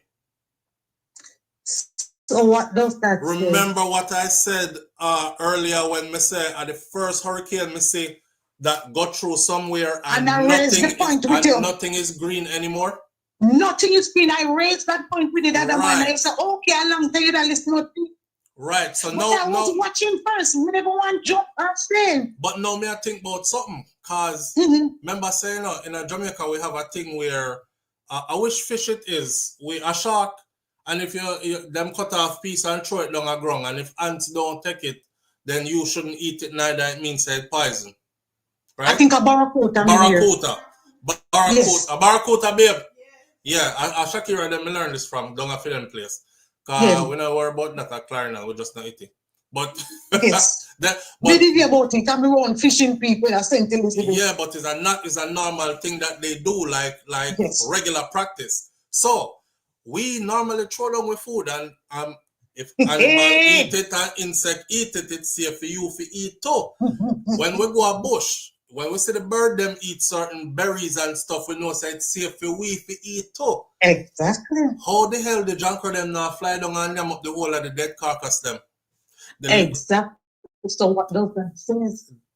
You know the answer. All right. How many people on the platform know the answer? And then over here, they call conspiracy theories and say we not no sense. And what kind of bunch of idiots we over here? So, but if I even 1,000 people over here that listen with sense, and they must say you chat too much nonsense. Yes, but we agree with them, and you chat too much fucking sense, but they cannot comprehend and they cannot understand, they cannot fathom this information. They gone over there too much. It went over their head. That is something to think about, whether you're sensible or not. If the junker them now 1 point something, I believe is one, I don't want to lie, so them can use it against me. I think he said 1.25 million animals, to include cows and pig and goat and poultry dead in this, and they're scattered. So if that much dead meat upon the land and junker no swarm the place, either the junker them blow a gun in a Melissa. Me go and beat it, so we put me in, me go and beat it, you know. Me go and beat it. Me said to you, say, you know, to me, you know, there was something under the earth, you know. I can't say if it's a earthquake, but something man-made. Because you heard man, that I said that. I said that long time. You heard the explosion. Yeah, but I said that where long the time. water that rise. Listen, the first time I said that, right, the reason why it made me say that was because I realized the road split open. When I was looking at pictures and videos that first came out, before you even say it, me come right as I come say, while we were getting hit by the hurricane up top, something was happening under the earth. That you can go back to the first video we did after the hurricane. And I said, I'm saying that because I never see hurricane blow or concrete before. And some concrete house split.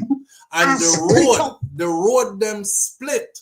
And deep crevices in the earth that I am absolutely sure that wind alone could not have done that. So something was happening under the earth. Now the part where you say is man-made, the part that me did, I say, I don't know if it is or not. I'm not going to put myself out there like that and say, a man make it and me can't prove it.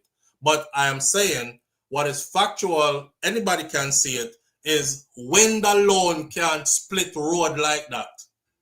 So something did happen under the earth while we were getting hit up top with the rain and the winds from the hurricane.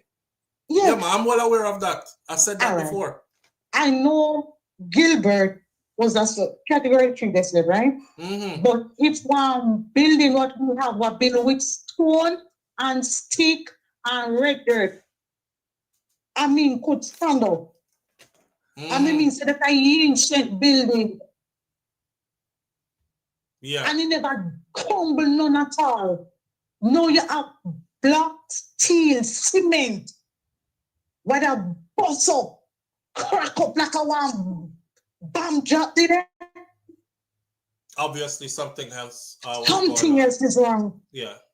All right, I said to you, one of the mornings there, so for false prophecy, what if I told you that this hurricane was a category 6? Mm-hmm. You look like it, I would find why it's not able to validate and say, yes, it was a category 6. Here you know. Me not care what category. Me no need no white people validation. Tappy man. The category that the hurricane is reported in is the category I reported as. Okay. And that's that. And that's that. You understand? The brother who came in earlier, I forgot what name, but he up on screen with us.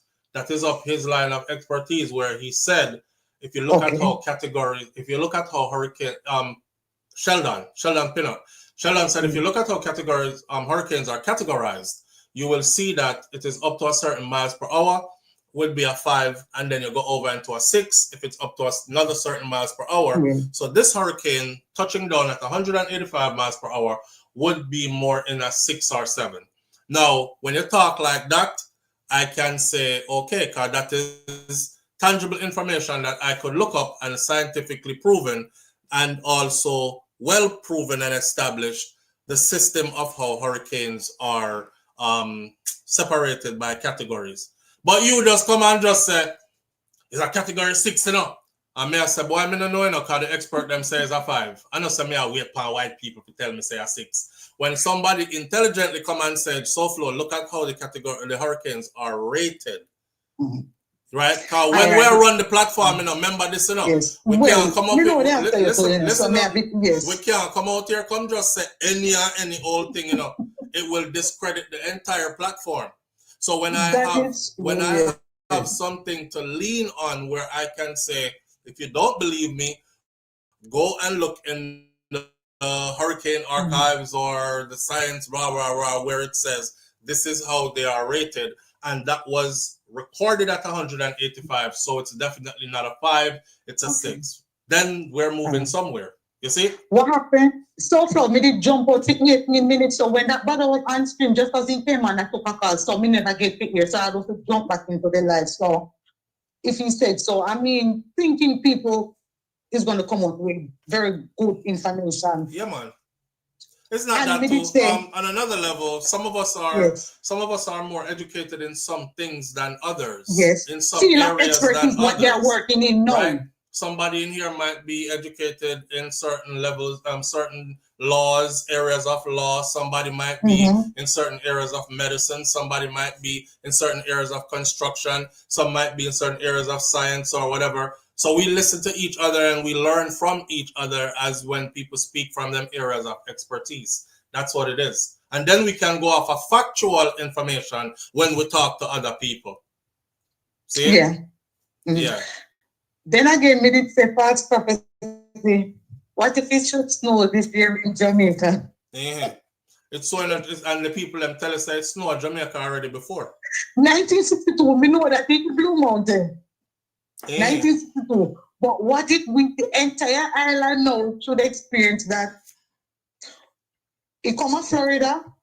So what happened? Now we're below Florida, right? Jamaica, below all the landscape set up. So anything dribbler for them, dribbler. It don't drop down there, so. Okay. Anything. All right. Quick one I want to say to you. You didn't know, so Auntie Dana started advertise trailer houses maybe about 6 months prior to storm come. Okay. Yes. So that was there, what you call it, you know, in the planning. And I said, this script was written a long time. So only the action is happening right now. So this was written a long time because Andrew that tried to follow people's vision, what they're handed to him about 2020, 2030, and 2050. So where she offer them the house for sale for how to do with this? So it was written in the script long time. They know that, and they know that it's time was coming, but remember she's a public figure person, so they start advertising these houses, trailer houses. So Andrew know all in behind the screen, my big man them, but them put out one small person, one little young lady and say, okay, she's the secretary and blah, blah, blah. Dana Carlin should be the advertiser, quote unquote, she's Jamaican, whatever you want to call her, like philanthropist or she's a helper in Jamaica then, that helping people. That's what I mean. So she's looked upon as this very nice person. So when they're putting out these trailer houses for sale, advertising these, so you can get these to buy. And when Andrew come now and say, trailer house, trailer park city, housing scheme, trailer houses, it was in the making. Yeah, I mean, I get the connection, but all right. You don't get the connection? No, I don't get the connection, but okay. Well, maybe you will get it. Sometimes you don't get everything at the same time, but right. You will get it. All right. All right. All right, my friend. Bye-bye. Manners. She was exhausted me to the end. Big up yourself, same way. But you're not exhausted at the end. Live on the air with SouFLo. Good morning. Hey, SouFLo, good morning. Good morning, family. How you doing? Listen, I just want to add my 2 points in the sense where I want to ask a question. Do you remember when we read the Bible about the floods, right? And all those animals that, where did that kind of flood happen to kill so many animals? We didn't have that kind of flood. And why? Pardon? So what now? No, what I'm trying to say, the amount of animals that died. We have had hurricanes before, and the animals survived. And unless all these animals were washed away, or the water rise above where they could stand and they drown, how did all these animals die? So many animals are died. I could understand the chickens because they couldn't withstand the winds and stuff like that. But it's weird, isn't it? Yeah, that is 1.something million animals died. And it must be poisoned. Everything must have been poisoned. The poison helped to murder them like that. Because rains fall and animals live. But that poison, if it killed the livestock, wouldn't it have killed humans too? Boy, that's what I'm thinking. But the whole point is we have had hurricanes and the animals live.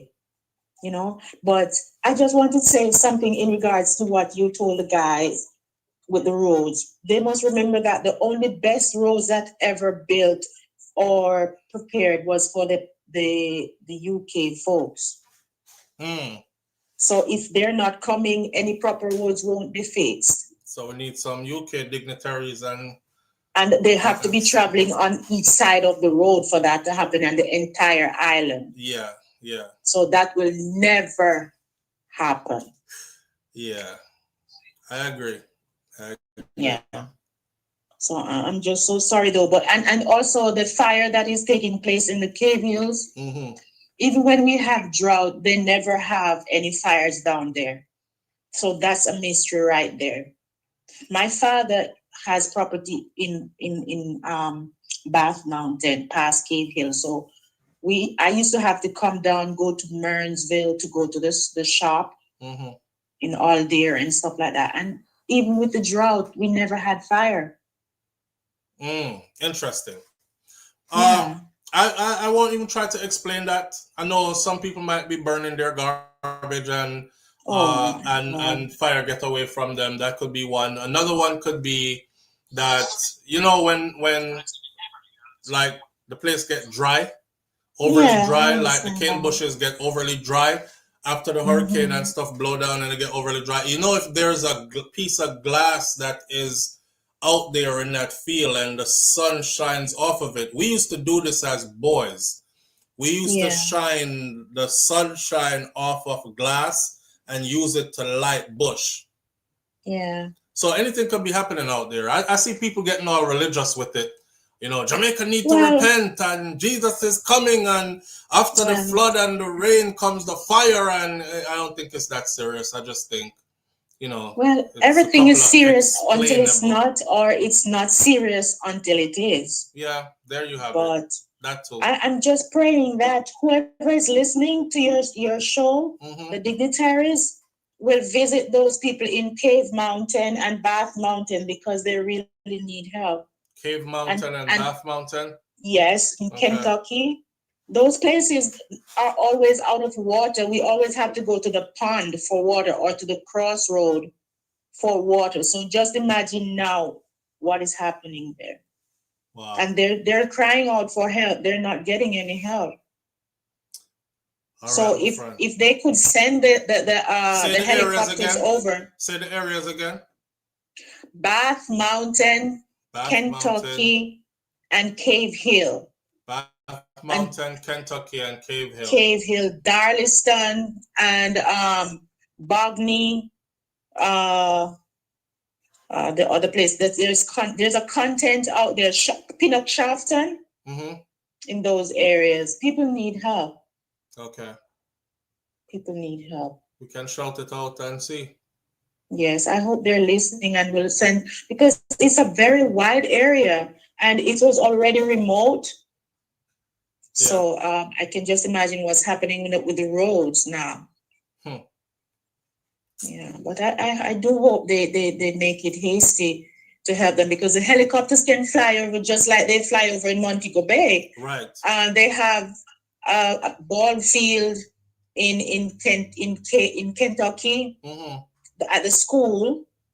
And they can use that. The Kentucky All-Age School. They can land there and they can use that space. Yes. And then there is a cricket field over in close to Bunyan that they used to go and play what parish are we talking cricket?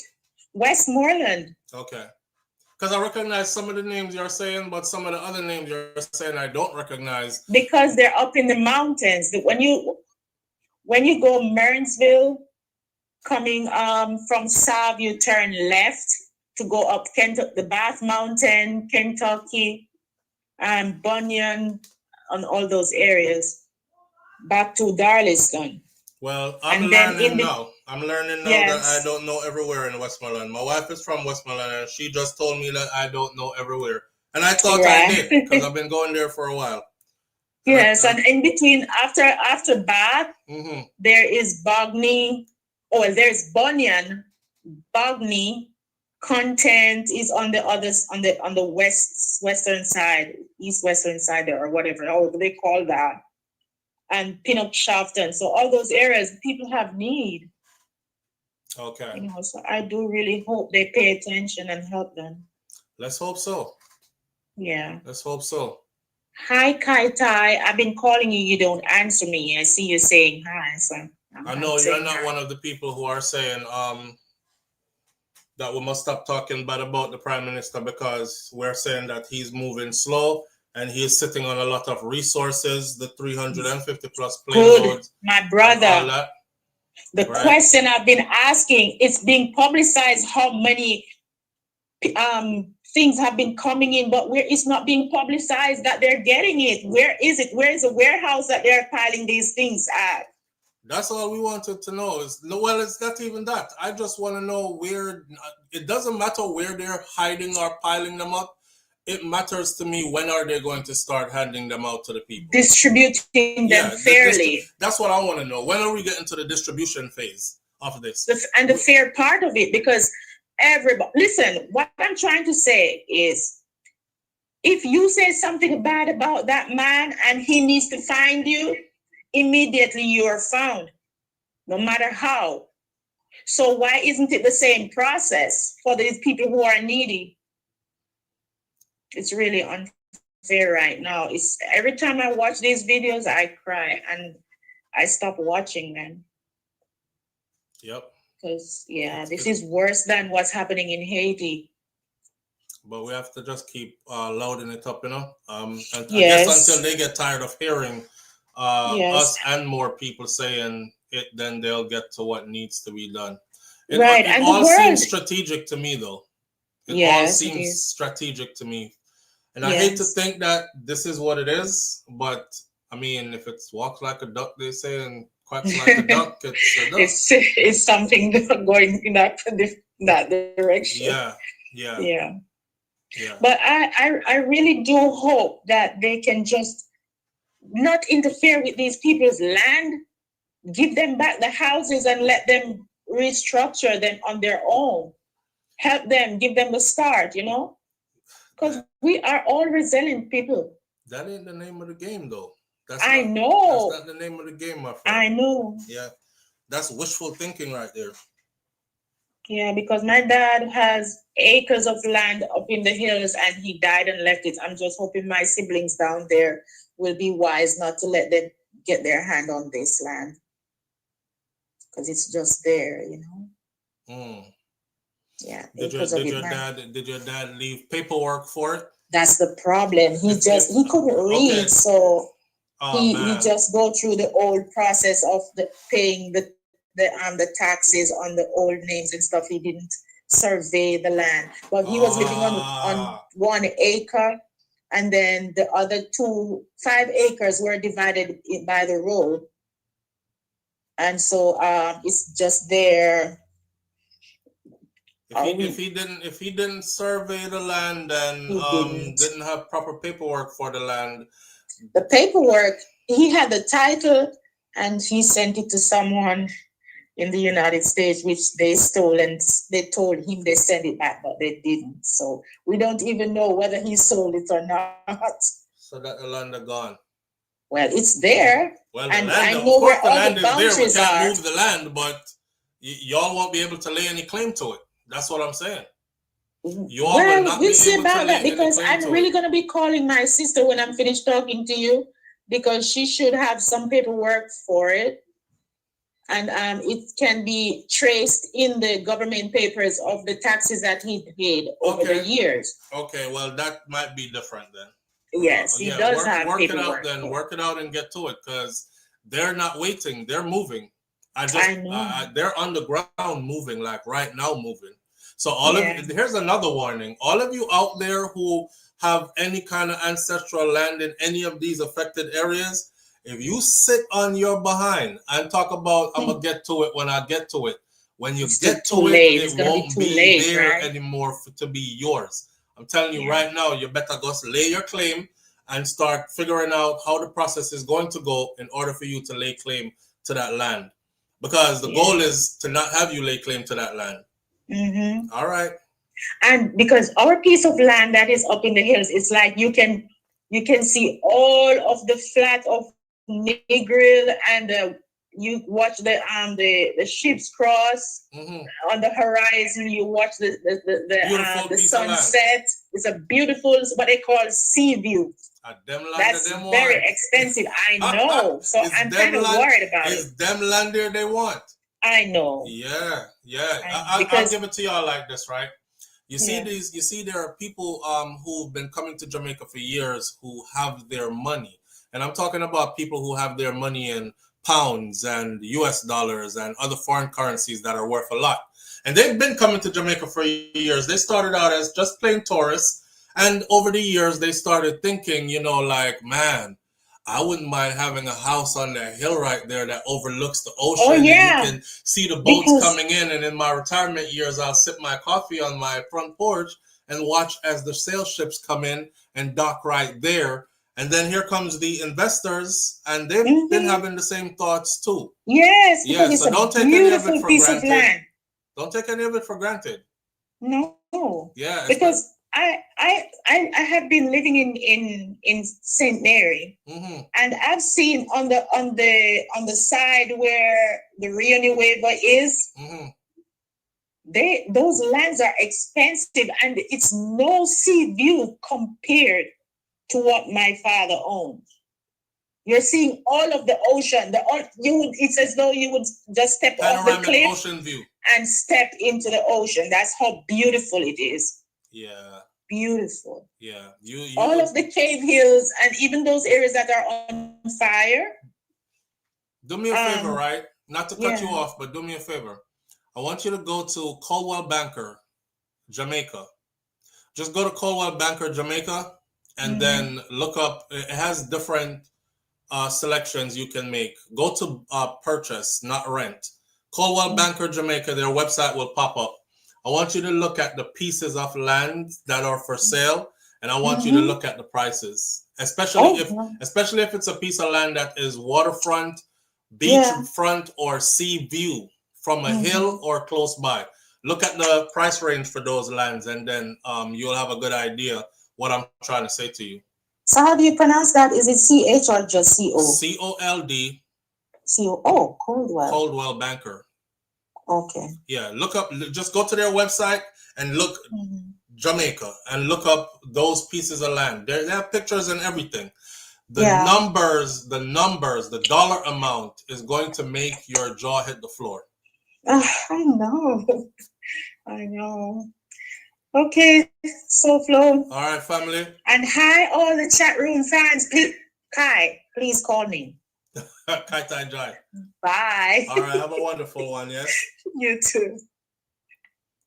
Yeah, y'all can do it too. Go look up Coldwell Banker, go to Jamaica on Coldwell Banker, real estate in Jamaica, and go look up. First of all, there's some house prices on there that are friggin' crazy, but wait till you see the land prices, especially the lands that have sea view or are beachfront. I don't think any of us in here have that kind of money. I don't think if we all put our money together, we could buy some of these lands.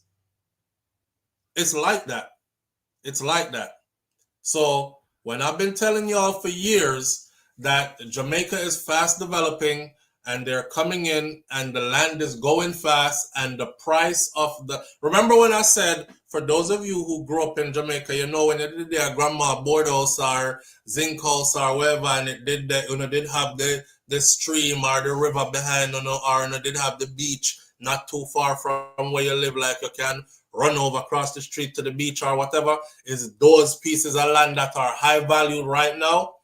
Y'all don't have any idea. I was wishing y'all would go look, but I just remember Coldwell Banker, so I put it out there so you can go have an idea of the prices that I'm talking about for these pieces of land.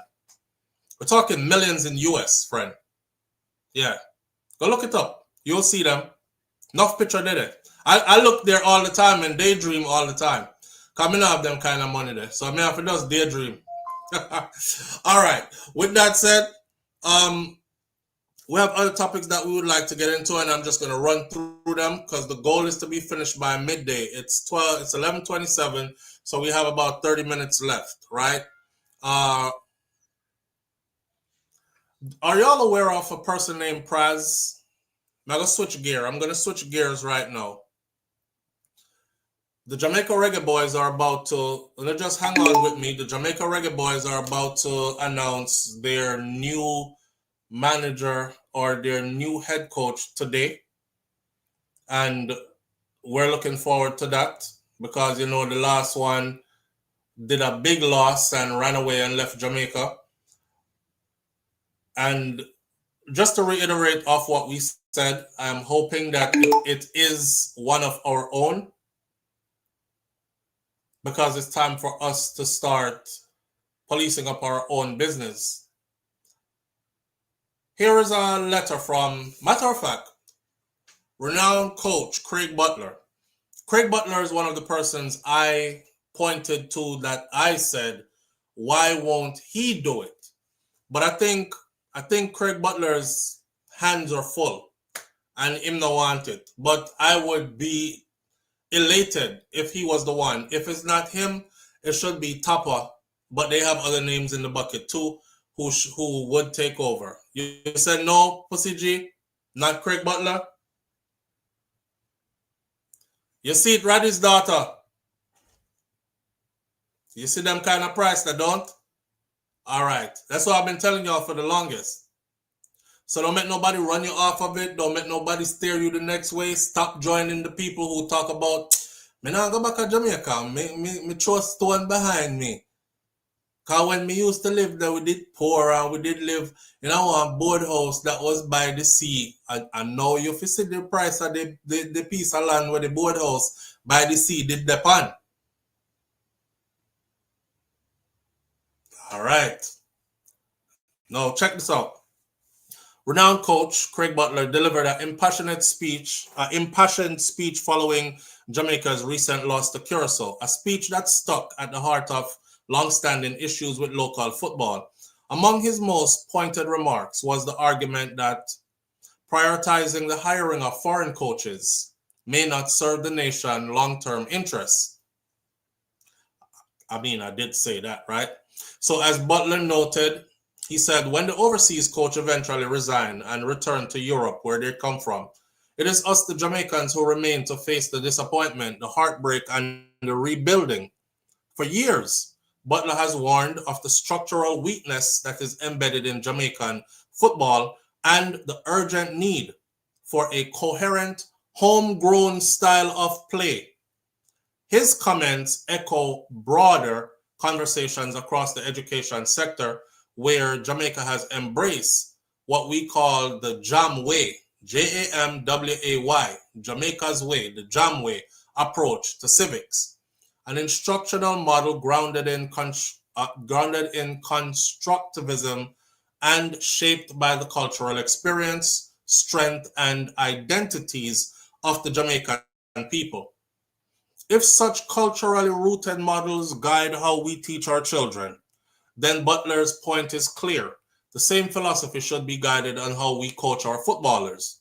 So while we readily acknowledge that strategies must be pragmatic at times, he insists that Jamaica must develop a recognizable football identity, one that plays to our inherent strengths.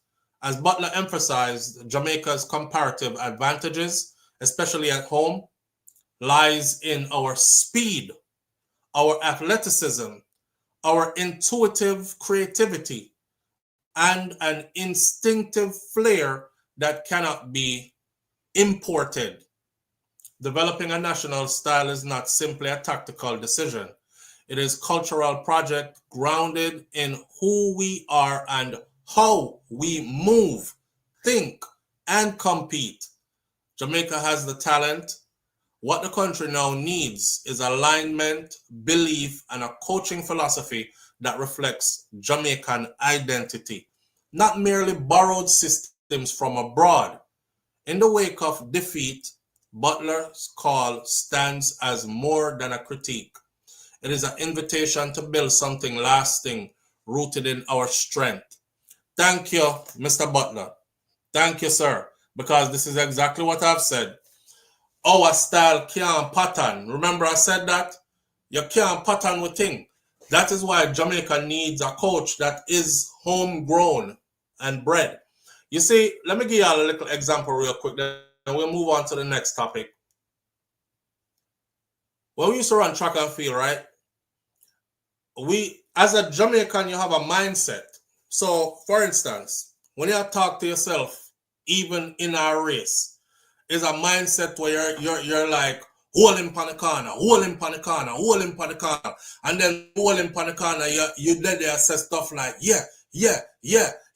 And when you break him down on the corner and you say, watch me on the straight, pussy, watch me on the straight. And it's like, it's something that cannot be taught to you from somebody on the outside.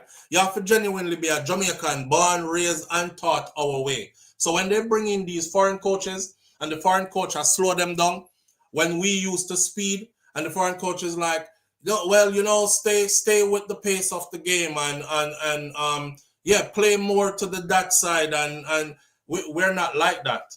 We're super ingenuitive. We are very creative on the fly. We do stuff when nobody else no do. You ever see the youth them at Jamaica when them run and just jump off a boom flick off of the wall and dive? You know, so sometimes a shallow water them diving up. In shallow water them diving, you know, because I see them dive 1, 2, 3, 4, 5, 6 behind each other. Then I see everybody stand up. I mean, I say, in America, they tell you don't dive in shallow water like that. If you can't stand up in it, don't dive in it, because you will break your neck and end up in a wheelchair. The youth them at Jamaica do it because that is how their rhythm is. Them dive like that and them know how to go like straight down and level out back quick. It's just our rhythm. Our rhythm cannot be taught by somebody from outside. I heard Coach Butler speak even more when he talked about our speed. He said speed is our thing. We're supposed to be playing hard, aggressive, fast football. And that's not what we're doing. Hard, aggressive, fast football. That's the kind of football me grew up with. Man on. I'm on a kickball. You know, over here. I didn't see any of that from us when we were playing under all these foreign people. We seem super subdued. We seem like they gave us their idea of what we're supposed to look like. And we are trying to match it. You know what I mean? So today they will announce who the new head coach is. And I'll close this piece and go into our next topic by saying this. I hope whoever the new coach is, I hope they not only choose a Jamaican, but I hope they also choose somebody who they will pay a pay package that is highly motivating. because them have a thing with them. If them choose a Jamaican, they want to pay him 5% of what they pay the foreigners. And the coaches aren't dumb. They know what you paid the other people. Who would feel motivated to work for $100 in the same position where you pay all the other people them $1,000 for working? So I hope I hope they pay him at a salary level that will motivate him. That will motivate him to want to coach and want to stay and build a legacy and also want to win. Right? So look out for that. We'll keep you abreast as to who the new coach is once the new coach is chosen, and we'll talk more from there. Y'all remember the Fugees? Y'all remember the Fugees with Lauryn Hill and Pras and Wyclef Jean? Well, Pras just got 14 years in prison, fam. 14 years. Refugees or Fugees member Pras Michael was sentenced to 14 years in prison for conspiracy and foreign lobbying. Now, President Obama's name is in this. So, the Grammy-winning rapper Pras Michael, a member of the Fugees, has been sentenced to 14 years in prison. This conviction stems from his role in illegally funneling millions of dollars in foreign contributions into Barack Obama's 2012 re-election campaign. I'll get into that story more because just watch the mix-up. Pras is now 52 years old. And he just got 14 years. You do the maths and see if he do the 14 years, how old he'll be when he is coming out. He was not only convicted, Katajai, he was convicted and sentenced. He got 14 years. He chose not to address the court. U.S. District Judge Colleen Cotelli delivered the sentence yesterday. He was sentenced yesterday. His conviction, which occurred April of 2023, saw a federal judge find him guilty on 10 counts, including conspiracy and acting as an unregistered agent for a foreign government. The trial in Washington, D.C. featured testimonies from Leonardo DiCaprio and former Attorney General Jeff Sessions.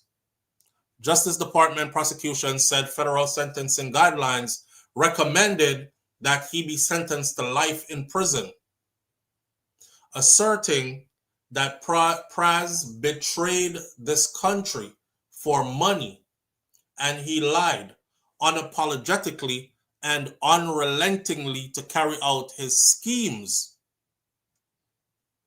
His sentence should reflect the breadth and depth of his crimes, his indifference to the risk of this country, and the magnitude of his greed, is what they wrote. Defense attorney Peter Zeidenberg said that his client's 14-year sentence is completely disproportionate to the offense. Michael will appeal his conviction and sentence, his lawyer said. Zeidenberg had recommended a 3 years prison sentence.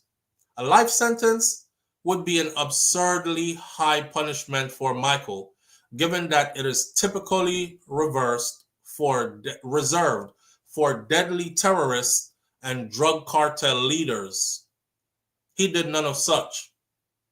The government's position is one that would cause Inspector Jarvet to recoil, and if anything, simply illustrates just how easily the guidelines can be manipulated to produce absurd results, and how poorly equipped they are, at least on this occasion, to determine a fair and just sentence, is what they wrote. So he was sentenced to 14 years. Now, here is the thing, what it was really about. the Fuji star says that money from a Malaysian financier was for a picture with President Obama. It was not for contribution to his election campaign.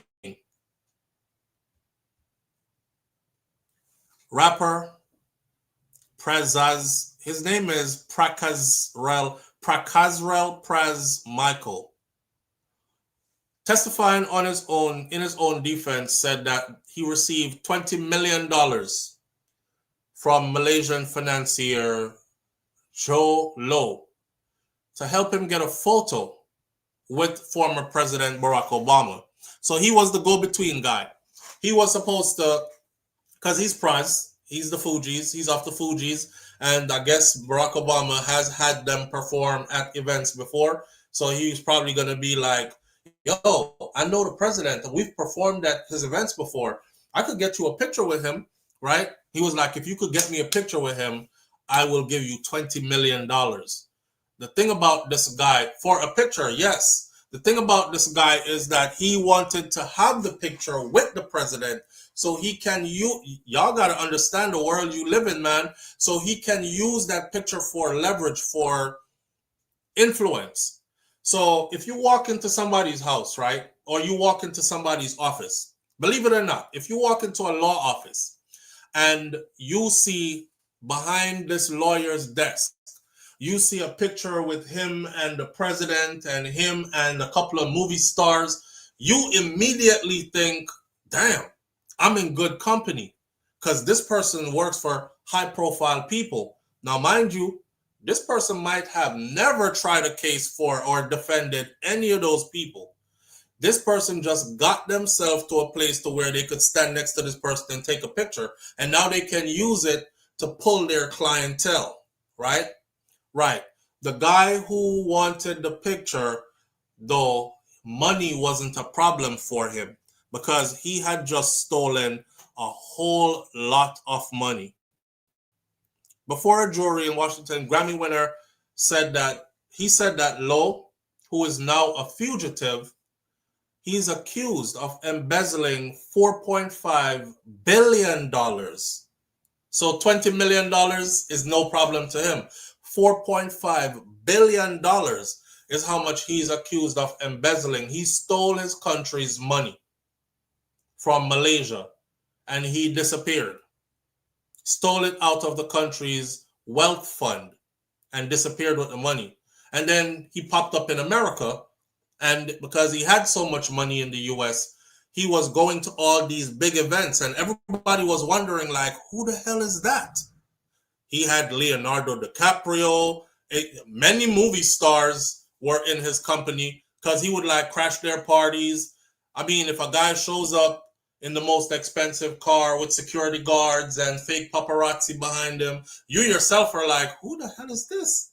I don't know who that guy is. But you're not thinking, kick him out of my party. You're thinking, I guess this is probably one of those oil-rich businessmen or one of those techies who lay in the dark, who we don't know about kind of thing. Right. So 4.5 billion is how much he stole in US dollars from his country and their government funds. And he ran away with that money and then started making moves in the US to empower himself. Right. Pras said that he used some of the funds for 3 friends to attend a $40,000 a plate fundraiser for President Obama. He didn't know it was improper to do so. Remember, I know the man said, if you could get to the president, if you could get a picture with him for me, put a good word in for me so I could get a picture with him. Don't know who he is, but on behalf of my friend, I'll take a picture with you, right? But you can't just get to him like that. So he's figuring out a social event that he could pull up on him and, hey, President Obama, let me holler at you for a minute. He's going to be like, hey, Pras, how are you doing? What are you doing here? Oh, glad to see you, man. You know how President Obama is, right? That was $40,000 a plate for that event. And he went and he took a couple of friends with him and he paid $40,000 a plate times 3. They held that against him. When you received the money from this person, Joe Lowe, you used it to make political contributions, is what the federal prosecutor, John Keller, said in a Washington court. Pras said, no, I did not, defying expectations by testifying at the trial. Once he gave me the money, it was my discretion how I spent the money, because it was no longer his money, it was my money, and it was $20 million. He described the funds from Lowe as what he calls free money. It is illegal for foreigners to donate to U.S. election campaigns, and it is also against the law to pay someone else to make a campaign contribution. They're thinking this foreign person used Pras to funnel some money and try to buy some influence. Well, we saw how that turned out. It didn't go well. In the first, prosecution claimed that Pras violated federal election laws by funneling about $2 million from Lowe into Obama's 2012 campaign coffer and masking the source of the funds by appearing as a straw donor. Somebody who nobody knows who gave that money. Well, Pras is also accused of seeking to convince the Trump-era Justice Department to drop its civil and criminal investigation into that same guy, because he ran to the U.S., and the U.S. was starting to work with Malaysia to try to see what they can do to bring him back if he's indeed a criminal. And there was a massive investigation going on here, digging into what him, and they're saying that, you know, Pras was also involved in getting to people in government to try to drop that case against him here, so he could live in the U.S. freely and hide here with his $4-point-something billion. And trying to lobby the U.S. on behalf of China to send Chinese businessman Guo Wengyu to China. Listen, I think Pras got involved in a bunch of stuff that I don't even know how or why he got there. But I looked up his net worth this morning, and his net worth this morning says $20 million. So $20 million for 14 years in prison. We can't say President Obama is going to rescue him, because President Obama is not going to be back in office again, so he won't have that power. But maybe somebody who is the next president who is close to President Obama, he could whisper in their ear and say, hey, there's a guy who's locked up who I want you to pardon, because that's how politics work, right? And they'll probably pardon him somewhere down the road. If not, Pras is going to have to rub 14 years in prison. Damn. Ooh la la la. It's the way that we rock when we're doing our thing. Ooh la la la. It's the natural vibes that the refugees bring. Ooh la la la la la la la la la la la. Sweet thing. It's crazy, right? Watching these people grow up, blow up into stars, and you're around long enough to see them get 14 years in prison. They tried after Lauryn Hill too. Remember, Lauryn Hill was arrested. I think for Lauryn Hill, it was tax evasion. They tried after Lauryn Hill too. And Mistress Hill, you know, she sold up her stuff after that. They got Pras. And they got him good. I even looked up the judge to see if the judge might be connected to Trump, and this might be a get back at anything that President Obama might have had going on, revenge or nothing. It actually says that this judge is non-bipartisan. This judge was called to power by Biden. Not Biden, by this judge been around way back, but Biden had taken away this judge's position before and replaced her with somebody else. So I don't know, but the sentencing is usually up to the judge, right? The jury is going to find you guilty, and then the judge is going to do the sentencing. So I find this sentencing very vindictive, almost. So I was trying to do some research to see what the connection might be and who might have whispered in whose ear and said, I want you to throw the book at that mother. And they threw the book at him. Right. Sounds a bit similar. The Buffalo Soldier Rest says it sounds a bit similar to the funds claimed to be used by Congresswoman Sheila Shefferless McCormick with $5 million. Someone please call 911. Oh man, I ain't laughing. I'm not laughing at him. I'm laughing at how I'm able to remember these songs because these are all songs that came out. I was probably in high school. Yeah, somewhere around there. So, someone please call 911. Harsh indeed. Moving on to our next topic. Miss Universe Jamaica drop off at the stage. Jesus Christ. I saw everybody having a field day with it on social media. You know, Miss Universe Jamaica, Miss Jamaica notably missing from the Miss Universe pageant after falling off the stage and being hospitalized. Yo, she pretty, you know. But here what? Did y'all see the walk that she was walking? Hey, babe, you did see the walk where she walk? Yo, the walk they look like Miss Ukubit. She did a walk like she have the something and she know say she have it.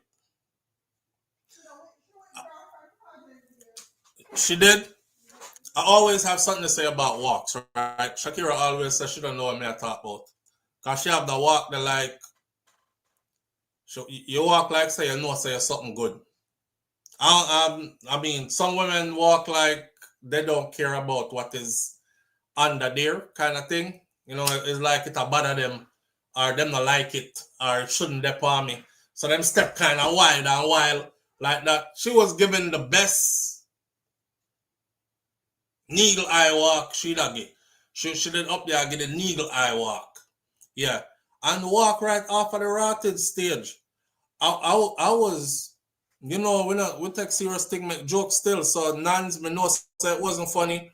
But me there I tell Shakira, I say Shakira say, you see she walk off of the stage and I say, yeah, cause a man she didn't think about.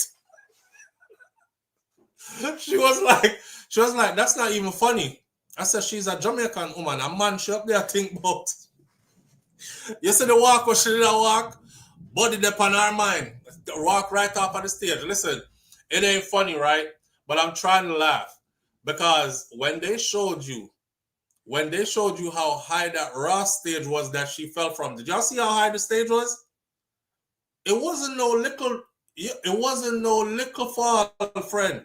I was like, oh, she tripped. Jeez, why they making a big deal out of this? Cause all me I see she on the stage and she come through. You know, Jamaican woman, them stay already, them highly confident and nobody can tell them nothing, right? And them nice and all that. Big, small, round, tall, the whole on. So them stay. And she was coming through in a full Jamaican woman mode and she had strut her stuff. Next thing me know, me hear a bud up and she disappear. And I thought she fell like on a mat or she tripped over something. Did y'all see how high the stage was? I think that stage is like about 3, 4, I think the stage about 4 feet, 5 feet up. That stage, she fell high. She fell from high in a high heels. I was like, oh shit. When they showed the height of the stairs, I'm like, she broke something. She broke something. Because you know those girls leading up to their pageant, them stop eat oxtail and rice and peas and them something there, you know. I just Chardonnay, them a drink and beer, salad, them a eat, lettuce, tomato, and cucumber.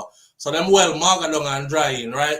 Then that is like to just get everything ready for the pageant because you can't have any little excess weight or guana or them something that comes with the job.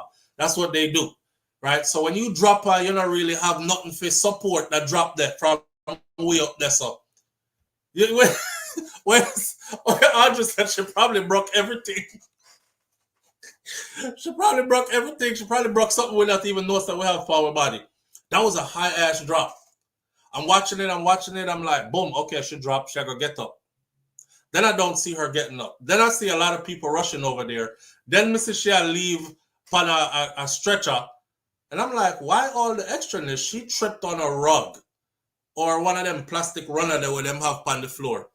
Is when the camera went around the other side and was like, she fell from here. I was like, holy, how did she end up over there anyways? I mean, hey man. So Miss Jamaica Gabrielle Henry was noticeably absent from the Miss Universe pageant on Thursday, November 20th.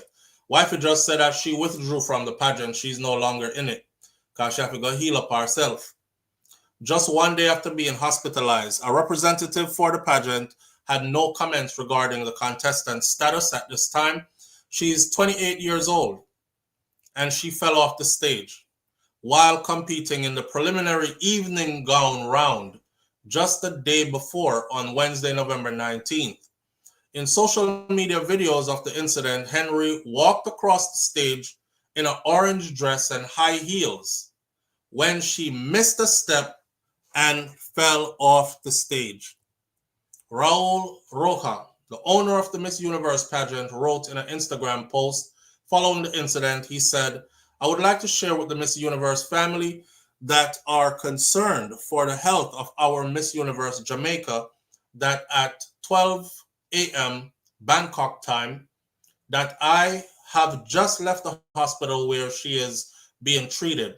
I was there with her family and her. And thankfully, there are no broken bones on her, and she is under good care. The Miss Universe Jamaica organization also posted a statement providing an update on Henry's condition.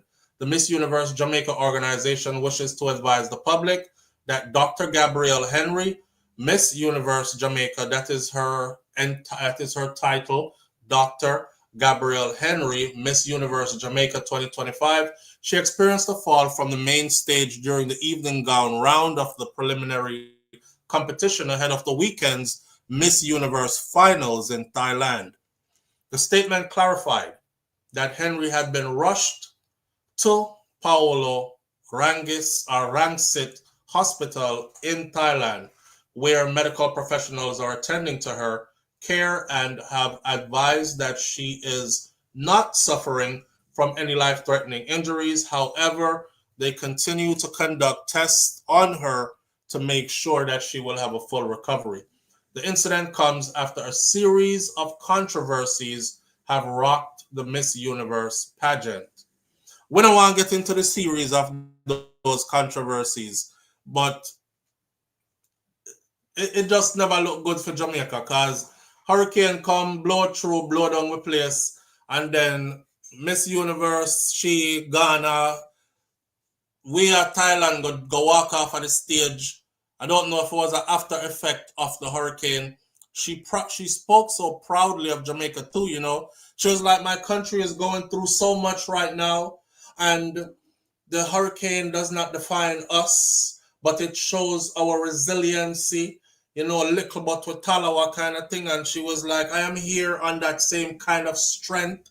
And she had to stand up and show the world, say, you know, Jamaica is who we say we are, you know what I mean? And then she walked off of the stage and broke up herself. She never broke nothing, thank God, according to what we've heard before or so far. She's all right. She's all right. I hope she makes a full recovery. I could see why she probably couldn't go forward, though, because that fall from up there, so she bruised up. So even if you didn't break nothing, she probably bruised up to where makeup couldn't cover them bruises there, and she couldn't continue with this anyways. So what up? The evening gown ceremony and the questions that they asked. That was the biggest part of the pageant because tomorrow is the final, or today is the finals, right? Yeah, this weekend, today is the finals. So that was the biggest part of the pageant. With salt. Yo, nonsense, with salt. With salt this year, man. We're taking hurricane. We Miss Universe walk off a stage, nearly broke up herself. It just wasn't. It's not our year 2025. We get this man as president over here, so all kind of sitting going, and his position in presidency has affected us drastically. Just a bag of things are going. Why? But we're glad she's all right still, you know? We're glad she's okay. Moving right along though. The one I wanted to talk about really and truly was the Chicago mom. It's 12 o'clock. I'm going to give this one 10 minutes. So there's a mom in Chicago. Lovely Anika sent me a video yesterday. I can't play the video here, unfortunately, because the video is violent and it shows a mother getting beat with her children. I don't know if y'all saw it. This is outside of Jamaica, people. This not happened in Jamaica. That one here happened in foreign. This happened in Chicago. So there's a woman out here who walks to go pick her kids up from school. Her son had been getting bullied for the last 2 weeks. She kept complaining to the school not doing anything about it. She walks her kids to school and walk them back home. When Anika sent me the video, me say, the kids are walking behind her, and at the picnic them were beat her up, actually posted the video to social media to show you how these high school kids are just out of control, man. New generation of vipers. But they beat the mess out of her though. She was on the ground getting kicked, punched in her face. They took her son by his dreads and sling him like this, fling him where the poor kid was over there on the ground. He was like, "Mommy, help me." And she couldn't help him because she was getting beat. It was about a group of about 20 children. It was about 20 of them. You know, the first thing I said to myself when I saw the video happening, I said, it had to be black people. Had to be. Because no other persons I've seen do this. I see white people fight each other, but I don't see them stalk somebody when they're with their children. Kids, about 20 kids from the school. And they brought the camera into the mother's shoes, and they're like, the hell she got on her feet? The fuck kind of shoes are those? And the kids are going off. They're going off. And then next thing I hear, punch him, Layla, punch him. She's walking with her son. And she had tried hold on upon her picnic, you know, so them no beat up the picnic, and she was leaning on the fence and they started punching her in the face. And she's like trying to, you know, bar off some lick, and they grabbed her son by his hair, fling him. And the crowd just split in half. Half of the crowd just started dealing with her son on the floor, stomp him, thump him, and the other half was dealing with her on the fence, just bow, bow, bow, bow. The first thing I said after that, it's only us. I said, okay, black community, it's time for you to do a big one. It's time for you to do a big one. Somebody go set up a GoFundMe quick fast. Let's get her up out of that community quick fast so she can live somewhere better and raise her children, right? She has a man. Her and the father of her children are together, and he just wasn't there. He's at work, you know? And, you know, I see a lot of people in the comments say stuff like, well, why your woman got to walk to go pick up your kids? That's what happened when y'all have babies with broke niggas, because he can't even afford to get you a car so you could drive to pick the kids up. You know, I used to live in New York, right, in Brooklyn. And if the school is down the street, ain't nobody driving to that school. Do you know, in a big city, when you live in the middle of the city, driving is like the worst thing you could do. You got to find a place to park that car after you move it. You might find all day trying to park that car. So it's not that they didn't have a car. People are being super insensitive online. It's not like they didn't have a car. It's not like they couldn't afford anything. It's not that she was a single mom with no man and she has multiple children by multiple men. People are saying all kinds of stuff, you know, just try to discredit this woman and try to make her look bad. At the end of the day, they did a press conference with CNN. They did a press conference with New York Post. They did a press conference with MSNBC News and other major news media houses. And we found out that she's sick. She has full-blown sickle cell. But she still walks to go pick her kids up from school every day. So the kids them that were attacking her and her children, these kids, a lot of them are from broken homes. And their parents are, because I saw a couple of them who their mom, one of them mom said, apologize to the camera and you better keep it respectful. I say, yeah, I seen all I needed to see. My mom would never have to say apologize to the camera and you better keep it respectful. You know what I'm saying? So the fact that the mother had to tell her child, apologize to the camera and you better keep it respectful. I looked at the little girl and the little girl act just like her mom. Yeah. And you know, oftentimes children are a product of their home environment. You have overly aggressive parents who probably bully each other in the house and bully the kids, you and your siblings. So you go outside to find somebody to take it out on in school and you start bullying other people's children. And then you and a group of kids feel like it's okay to gang up on and fight a parent. She's small in stature. So she looks like their age group. She is young in her face too. And she is small in body. Plus her sickle cell makes her really weak. And her man was saying she suffers from full-blown sickle cell. And right now she's going through a really bad episode of it. So her bones are hurting. All her joints are hurting. That's why you saw her moving so slow in the video. Like she didn't even have the strength to fight them back. I say all that to say, when you see the video, y'all will see what I'm talking about. And again, I can't play it here because YouTube won't allow us to play that kind of video here, right?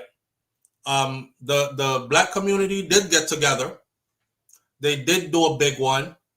They moved her away. She is now moved. She was moved in 24 hours, in less than 24 hours, which I'm happy for. She has now been moved to a location unknown. Live on the air with SouFLo. Good morning. SouFLo, my brother. What going, bro? Man, all is well? You know, all is well, but you know, we there go and deal with something. But anyhow, they talk about what you talk about. Yeah. I have an incident to happen to me recently, see? Yeah. I'm going to tell you, say, it bother me to the levels where I'm ready to go on my yard. You know what I'm saying? You know, when I'm driving thing, I'm tell about the company I'm driving, new car, them fast sitting and sitting. Yeah. All right, so I'm up on the road, what they drive. First to come and the company in America, they have a new program. So they have drive some vehicle full of camera and some whole heap of equipment. See? So man, I drive the other day on the 75. And I go on my business, go to speed limit in that middle lane. See? Next thing we know, a car pull up beside me and swipe me. Like swipe off of me. You see me? What do you mean swipe off of you, like with the car? Literally, with the car. Swipe off of me with the car. See? I'm gonna say, what the fuck? Excuse me language. Anyway, I still say, man, I sweat, but then when I sweat together the next year, at the same time, I chop. I'm passing up on everybody about them speed, whatever they have. See? Next thing we know, the man fly in front of me. On top, on the highway, people are travel hard, me have to top. And swerve, when they swerve, and next minute I come here and they have to swerve. You don't lick me, you end up on the soft shoulder. So I stop on the soft shoulder, man, tap. So I said, I'm not tap, I don't know what is somebody I deal with. So I start pressing, and I try to get back on the highway. The man not let me back on the highway. The man not come over for me. I say all of that to say this. Someone will tell me, say somebody will do something like that to somebody and vote. And he just pick you on your starts up. If somebody did tell me, say, you can go about the business on the road and somebody just pull up on you and start do that. Would I say a lie I tell because you possibly did something. Probably unbeknown or something. But when me tell you, say, nothing happened, I did nothing better. Can't even go back to me. Come back to call out 911 and say, or catch lights up there, whatever. But what I say is, that was totally unprovoked. Right. And when I tell you, say, it bother me. What make it bother me even more, I talk to a sheriff. The sheriff, I said, there's nothing they can do about it. most of them can do is give him a ticket. So me say, so if you ain't kill me, more than just dead and gone, and nothing would come out time. And at the same time, as we shoot him, more than up a prison. Right? Crazy. Unfortunately, there's nothing you can do about it. I'm gonna tell you, say, it bother me, especially when the sheriff come and tell me all that. Yeah. It bother my brain. Crazy, bro. So, I don't only drive fake company, I drive a personal car, but if I have a personal car, it's a different story. But more than take my chances because I was within my rights. Mm-hmm. Somebody did that to me on the highway though. And it was unprovoked. I never do nothing. So as I was trying to come over, right, them start doing the same thing where you did that, where I talk about. Them block me. And the person, so me speed up, the person speed up next to me. And me do I try to change the lane, you know. So me slow down, the person slow down beside me. So I'm looking at a car, the person, a white boy in a car, I laugh. And him just keep on and do it. So me slow all the way down and make traffic go on. And the first exit me catch, me exit off of the highway. The first exit me catch, brother, me just come off the highway and make them drive go on, car. You don't know what them people are up to. I mean... Well, me tell you, I'm traumatized by it. Yeah, man. I'm traumatized by it. You know what I mean? And then my company where I work with, them have a no firearm policy. I'm telling no lie. I'm coordinator, I'm telling him all that, I'm saying, I'm tell you something. Policy and a law.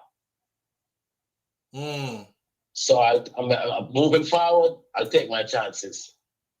He just said to me, don't say I agree, I can't say I agree or disagree, but I understand. Right. In that place, bro, you have to do it. So just be safe out up on the road and move around, especially that place when they murder my car. Them there's something down the move for me, see them, you know. Yeah, it happened though, man. They're out there, man. Just a look for trouble. Yeah, be careful. Definitely. All right, I'm glad to hear from you, man. Me there, man. Match my tune in, man. But I know what me say. I'm up on the road and I drive. You see me? All right, I drive me there, me had a job same way, which you know that goes. So you know the thing, man. All right, bro. Over there, manners and respect. I'm bless up everybody in that chat same way. All right. Everybody enjoy their weekend and stay safe out there, man. You do the same. It's crazy. Yeah, man. All right, bless up. Yeah. All right. Lovely and Nika came in at the end because we're about to end the live like right now. You see, that's something that we're five up. First of all, let me say this about the people who jumped the woman in the video with her children. I'm glad that didn't happen to me because then we would be talking about front page news. Because if you punching like a man, you're about to get dealt with like an adult. I'm not checking for age. You know what I'm saying? And I'm defending myself in the moment. In the moment. That means a clear self-defense. I'm glad that they were able to move her and her child up. No, they said, Patricia Jackson, one report said that she was pregnant, and a next report said, with her man beside her, said she wasn't pregnant, it's her sickle cell. Her sickle cell is acting up, and it make her belly look big like that. So I don't know if she was pregnant for real. I never hear she said she's pregnant. And I was watching her the whole time. What, babe? The one you watched yesterday said she's pregnant? Wife said the one she watched yesterday said she's pregnant too. The one that I watched, I didn't hear her say she was pregnant. But even if she was, okay, so she was pregnant, that make it even worse. Did you see how they fling her to the ground when with that pregnant belly? Man, yeah, she was too weak to give a good fight back. Oh God, she was like this with one hand, like while she was trying to cover her child's face because they were trying to punch the child in her face, They just attacked her because they wanted to attack her. That's why they did it, just because they wanted to do it. This is how out of control some of our children are today. They just attacked her because they wanted to do it.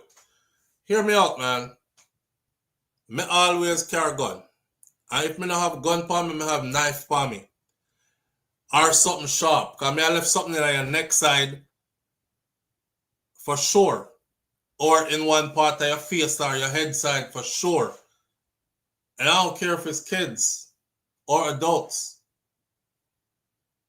She obviously not that type. And you could talk to people about get you a licensed firearm, protect yourself, all this other stuff. Live on the air with SouFlo. Good morning. Good morning, SouFlo. How you doing? I'm good, family. How you doing? Good. I was just able to tune back in and about this, that they attacked this lady, and you said it was for no reason, which is crazy. But the thing is, this is why sometimes I'm so confused by just Black people in general, because it's just like, these are the things that we should be focused on. I agree. Because this generation of young people coming up, when I say them deadly. Okay. And then they're enough of them anchored in nothing. Yeah. Them very deadly. This gender war thing that we preoccupied with, this diaspora war thing that we preoccupied with, in 2025 boggles my mind. This who I date, why that, who can and who not, and all that kind of stuff, boggles my mind. Because to see the condition that we are in as a people and the things that we preoccupy ourselves with when we do have a opportunity to talk about what's going on, boggles my mind. Absolutely boggles my mind. I cannot figure it out. Did you see the video? I saw a piece of the video. Boy. I didn't see the full video. Boy. They beat that woman up. Just for no, she just walking and then just start attack her just so. And they beat her children in front of her too. So you laying on the ground and you watching your mama get beat up, and the little boy was over there saying, "Mama, help me!" God. And the little boy couldn't get any help from his mom because the mom was getting beat up too, and their little daughter was standing there on the side. I don't think the little daughter did get beat up. It was the son. She was just crying, but the son and the mom were getting beat up. They grabbed the son by his dreads and fling him. He went sailing like a frisbee. The crowd split in two. It was like a group of 20 kids. And about 10 of them went straight to the son on the ground and started kicking him up and stomp him while the mom was standing. Reason. Yeah, them just beat for no reason. No reason. Yeah. You see, sometimes I'm not happy Trump in power, and sometimes because you see somebody like him, buck up on the right one. Yeah. Buck up on the right one. Because all these young people, like probably like a year or so ago, they tried to carjack my husband in North Jersey, right? Because that's their thing. They take people's car, they thief people, they try the doors to see which door is open. Right. They try the doors. They get in the car, they hotwire the car, they joyride the car, they smash the car, and they run away. And they're 14 and they're 13 and they're 16, 17 years old. You see what? When I buck up 18 years old, they just give you enough rope to hang yourself. Trust me. Well, when I said, dog, I'm gonna have your proper supper. Oh yes. And I don't have no compassion for them. And they will eventually end up there. Yeah, very soon. They just give them enough rope. Because I know people are gonna ball out if you give football years to little pitney, but their mind is already set. Yeah, they're giving you enough rope to hang yourself. Once you kiss 18 years old, watch and see what happened to you. But when you see the parents that they come from, though, it's you see why. You see so exactly that's how one why. of the mother. It was like she was defending. I don't know what was going on, but she defending it. Or she was just like the little girl was laughing. The little girl was laughing. They talked this over. Everybody could tell that they talked this over. Yeah, you're going to cry. Yeah. All those parents, they're gonna cry. One of the mother, you just look at her face, and she doesn't look like she's full of arguments. She just looked like any opportunity she gets, she go with that rough, them carry on. Right. She just have that look in her face. Yeah, all out of the cry. When your pitney kiss 18, watch and see. Watch and see. Nobody have the ball and nobody have the march for them. When them kiss 18, watch and see. These are the things that we should be talking about. This gender stuff, this who African like, who African not like, who Caribbean like. It boggles my mind that big people are back and forth on these conversations in 2025. Boy. On the other side, the teachers, when you listen to teachers, the teachers said the pitney them cannot read on grade level. Right. Them can't read. Right. So watch and see. That's all I have to say. All right, my friend. Thank you. Yeah, listen, we'll wrap it up like this morning, right? The mom. I saw everything I needed to see when I saw the mom. First of all, the little girl was smirking. You know when I think the mom said to her behind the scenes, I'm going to put the camera in your face. Your ass better act like you're sorry. You know what I'm saying? I don't know. Try to produce some tears or something. Because when the camera went on, it was like a case of, go. Now apologize. And you better keep it respectful. She was like, and she did like this, and then she wiped her face down and wiped off her own smirk. And she was like, and then she started going, I'm sorry. I'm sorry. I said, damn. The mom and this little girl laughed about it, talked about it before they did that video. And you could tell. It's okay. Because eventually you'll pay. But like I said, I was glad that the community came together and made sure that she got up out of there. You know what I mean? I saw a white woman in a park, the one that called the little child, the little black kid, the N-word, and they put her on camera. And you saw what the white community did, right? They flew into action immediately. They were like, hey, let's get you up out of here so you can raise that little white boy in a predominantly white neighborhood where you don't have to deal with too many of these ninjas. So you don't have to worry about anybody who's going to be saying anything about you, calling them the N-word. And they got her up out of there. They raised over $1 million in 2 days just to get her up out of there.